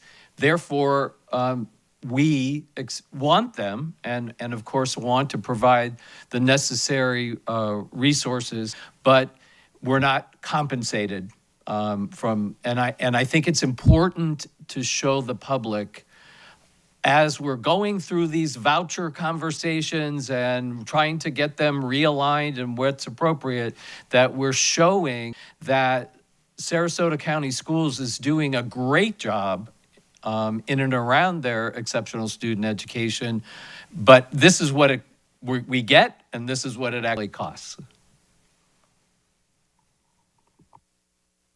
Thank you. Thank you for that. Even that last comment, I agree. I've actually already started to have conversations, but I don't have the data, so I would love that with members of the legislature on that issue, the trend that Mrs. O'Day had said, particularly around ESC and the cost, and just for our K-3, what you guys are starting to see. And so if we look into projections for that, I think it's important we get ahead of that from legislative conversation, but the data would be fantastic. So absolutely. I want to thank everyone for addressing some of the elephant in the room. And I think it is very important to get to the facts of what's happening, but and I also understand the sensitivity of it. I will say I have heard from a handful of people who were on that list, and I really appreciated their conversation, because to me, their takeaway was, this is hard, but they understood the components. I know that there are certainly people online that may have a little bit more vivacious way of sharing their particular situation, but my direct comments with people have been, it's unfortunate, but there's not a mass of surprise, I guess is the best way to say it. And I appreciated their just candid approach and discussion. And as was mentioned, really hinging off of today, in my personal opinion, and I think it being executed this way, is that this is the opportunity to really shift the future is to do what you guys are executing on now, and I really appreciate that work. And I think it's exciting. I think, if you're a member of any organization, you want to see them thrive so that you do have more jobs, not only that you're making a great impact or doing what you love, but also job security. And so there are things that may be asked of members of the staff in the future, as has happened in the years before when it comes to financial constraints. It's no different than any other organization. There's also a really exciting time, I think, that we have. And I believe it's a moment of true innovation. And I think that given the leadership team, it is really incredible when you think about what you guys have done in the last 2 years. I don't laugh. I just think it's extraordinary. Coming into a new district, assessing, really jumping into critical areas, and then also in the midst trying to change a ship into a different direction. But I do think it's going to do us well. And I think that any other person that is, I don't see that, resist to change, but certainly you hear it in other districts, and it is hard. This is the kind of question you either evolve or fail to cease to exist. So I'm excited about the future. I think then, just to recap very quickly, because I know we have a follow-up. Wait, Marinelli, you're up there. Sorry, before I wrap up. Oh, Mrs. Marinelli. Sorry, I missed that. Thank you. I just have just a few things. Also, when we were talking about salaries and some people thinking that administrators, top heavy or paid too much, I tell people too, some salaries are 10-month, but district staff, the majority administrators, they're 12-month. So of course they're going to more. So I think that is a very important distinction between 12-month, 11-month, and 10-month staff. So, and then there are contracted services, there are staff that need to come in during parts of the summer. It's just not a simple formula. So, just like with school psychologists, we have a contract with them for gifted testing over the summer. There's all kinds of things that go on. So I think that's very important for the public to know. That's just not a very, simple thing when you look at salaries. And then Superintendent Connor, I was wondering at some point, could we as a board have an update on where we are with our referendum dollars and what the tax collector of over $2 million wants from this district? Because I don't think our community realizes that is going on. Yes, I'm looking at Patrick because we are engaging in some litigation processes. So I don't know how much we would be able to say at this point, but I don't know if there's anything you want to add to that. I don't have a lot to add other than Shoemaker is looking at it. We have lawyers actively working on it, and I will leave it at that to not give away exactly what we're doing. But it's a work in progress, being handled primarily by our litigation team. I'm very glad just to hear that. To your point, though, outside of the tax collector issue, we'll, I believe, maybe our next one, Mr. Rumchek, we may have our financial advisory committee chair presenting just the annual report on the referendum. Oh, okay. And through all of this, I want to be very clear with our public. We have remain committed. No. Every single dollar that was allocated based on the ballot link, based on the commitments that we've done. And remember, we're still in the previous referendum. Yeah. We've already voted on next referendum, which actually starts this coming up fiscal year. Everything has been outlined in terms of how those dollars match the intent and what the voters voted for. So we're very proud of that commitment and sustaining that. Well, thank you. Thank you both for that. And I just want to say that I was also at that, the Education Foundation's, their focus, and wanted to thank Jennifer Vine and Nicole Light for the invitation, but they were called the Educator Impact Fellows, and it was like a years of research on their projects, and there were different teams. And I know we couldn't bring all the teachers here, but I think it would be very informative. We could just have a small representative come and do a short synopsis of their research, because it was pretty profound, especially when it was, teacher retention, the cost of turnover, and it's student cost. So it was very informative. And, I asked the teachers, what can I do as a board member to support you? And a lot of it was just being supportive and the recognition. So if I could just take a minute, I would like to recognize the teachers that were there. We had the team, Ashley Harris from Sarasota High, Rachel Hall from Sarasota Middle, Rebecca Zach from Venice Middle,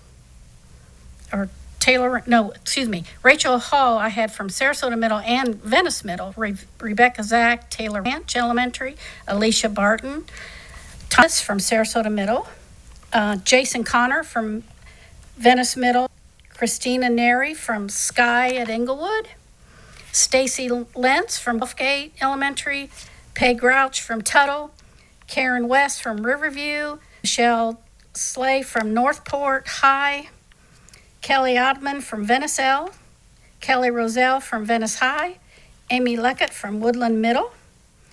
Now this name is a little one from Pineview, Alvatina Lazarvera, close, sorry. Charlotte Harbor from Oak Park, and Kimberly Farnsworth from Venice Middle. So I just wanted to acknowledge them because I think their work was very informative, and it was a pleasure being there. And also, Superintendent Connor, an update sometime on Building 2 at Alta Vista. I think it's Building 2, and update on the landings. I can provide that now if that okay, whatever you're ready for. We have walked that building, and we are looking at a repurposing of Building 2 for several uses. I mean, it could be flex space. It could be what I would like to do. I've had this dream since I've started. And I think we can easily get this lifted off, is a teacher supply depot. And what that means is typically businesses will sometimes want to offload supplies or equipment they no longer need. And they're very valuable for teachers in the classroom, and creating somewhat of a shop where teachers can come into that facility at no cost and be able to get the needed supplies. That lends itself very well because it's separate from the school. Mm-hmm. We would open that only probably off non-student days to not disrupt the campus, and there's parking is limited. But there's some food pantry ideas too for the community that I think really is appropriate for that particular area around clothing, food, food pantries, clothing drives, and things of that nature, working with some local nonprofits there that are really embedded in that specific community, I think would be really important. So, does our Sarasota Preservation Alliance know that all this? Because I think they are aware, but nothing formal yet. Okay. Yeah. Well, thank you. We're still very much in the brainstorming way, well, but that's they do understand that we're absolutely looking at it. I'm glad because they've when we were doing Sarasota High, that was a big thing, whether we were going to tear that down, and we preserved it. So I'm glad to hear that because I was hoping you'd come up with some kind of compromise. I had faith. And what about our landings? This complex? Are we moving departments to our schools, or so there definitely continue conversations around at some point. Remember I said that the future focused strategic initiative will be a prolonged multi-year approach. I think some people kind of forgot that it was multi-year. Yeah. We kind of thought we were going to be moving, so I just wanted to reiterate that. That will occur in the years to come. What I envision the office to be is a very small footprint, because many of the departments that exist in here could actually live in some of the spaces that are in our schools. We've talked about things like Brookside, McIntosh. We already have plans to move some of our facilities departments into McIntosh. And then there are existing spaces around the district where we could dissolve many of the departments, but then there are some departments that don't lend themselves to be on a campus. Right. Like human resources probably shouldn't be on a school campus. And so I envision that ultimately there will be a few departments in a centralized locations, not necessarily here at the landings. It could be somewhere else. Okay. Thank you. Thank you, Madam Chair. Well, thank you very much. I really appreciate today's workshop. There's so much information. I appreciate the conversation and discussion with the board members. Just to really quickly recap, because I know we have a full day ahead of us. We talked about the policy non-recurring dollars. I can't even read my own handwriting. The funding data trends, a meeting location rotation, and the interim update. Is that all? I think that's all. I know you guys do a great job catching all of that. After the work session, we're going to go into recess, and the board will convene for an employment hearing and 8 expulsion hearings. The next meeting is Tuesday, April 21st at 10 a.m., and the next monthly work session is Tuesday at May 5th at 10 a.m., and we stand in adjournment.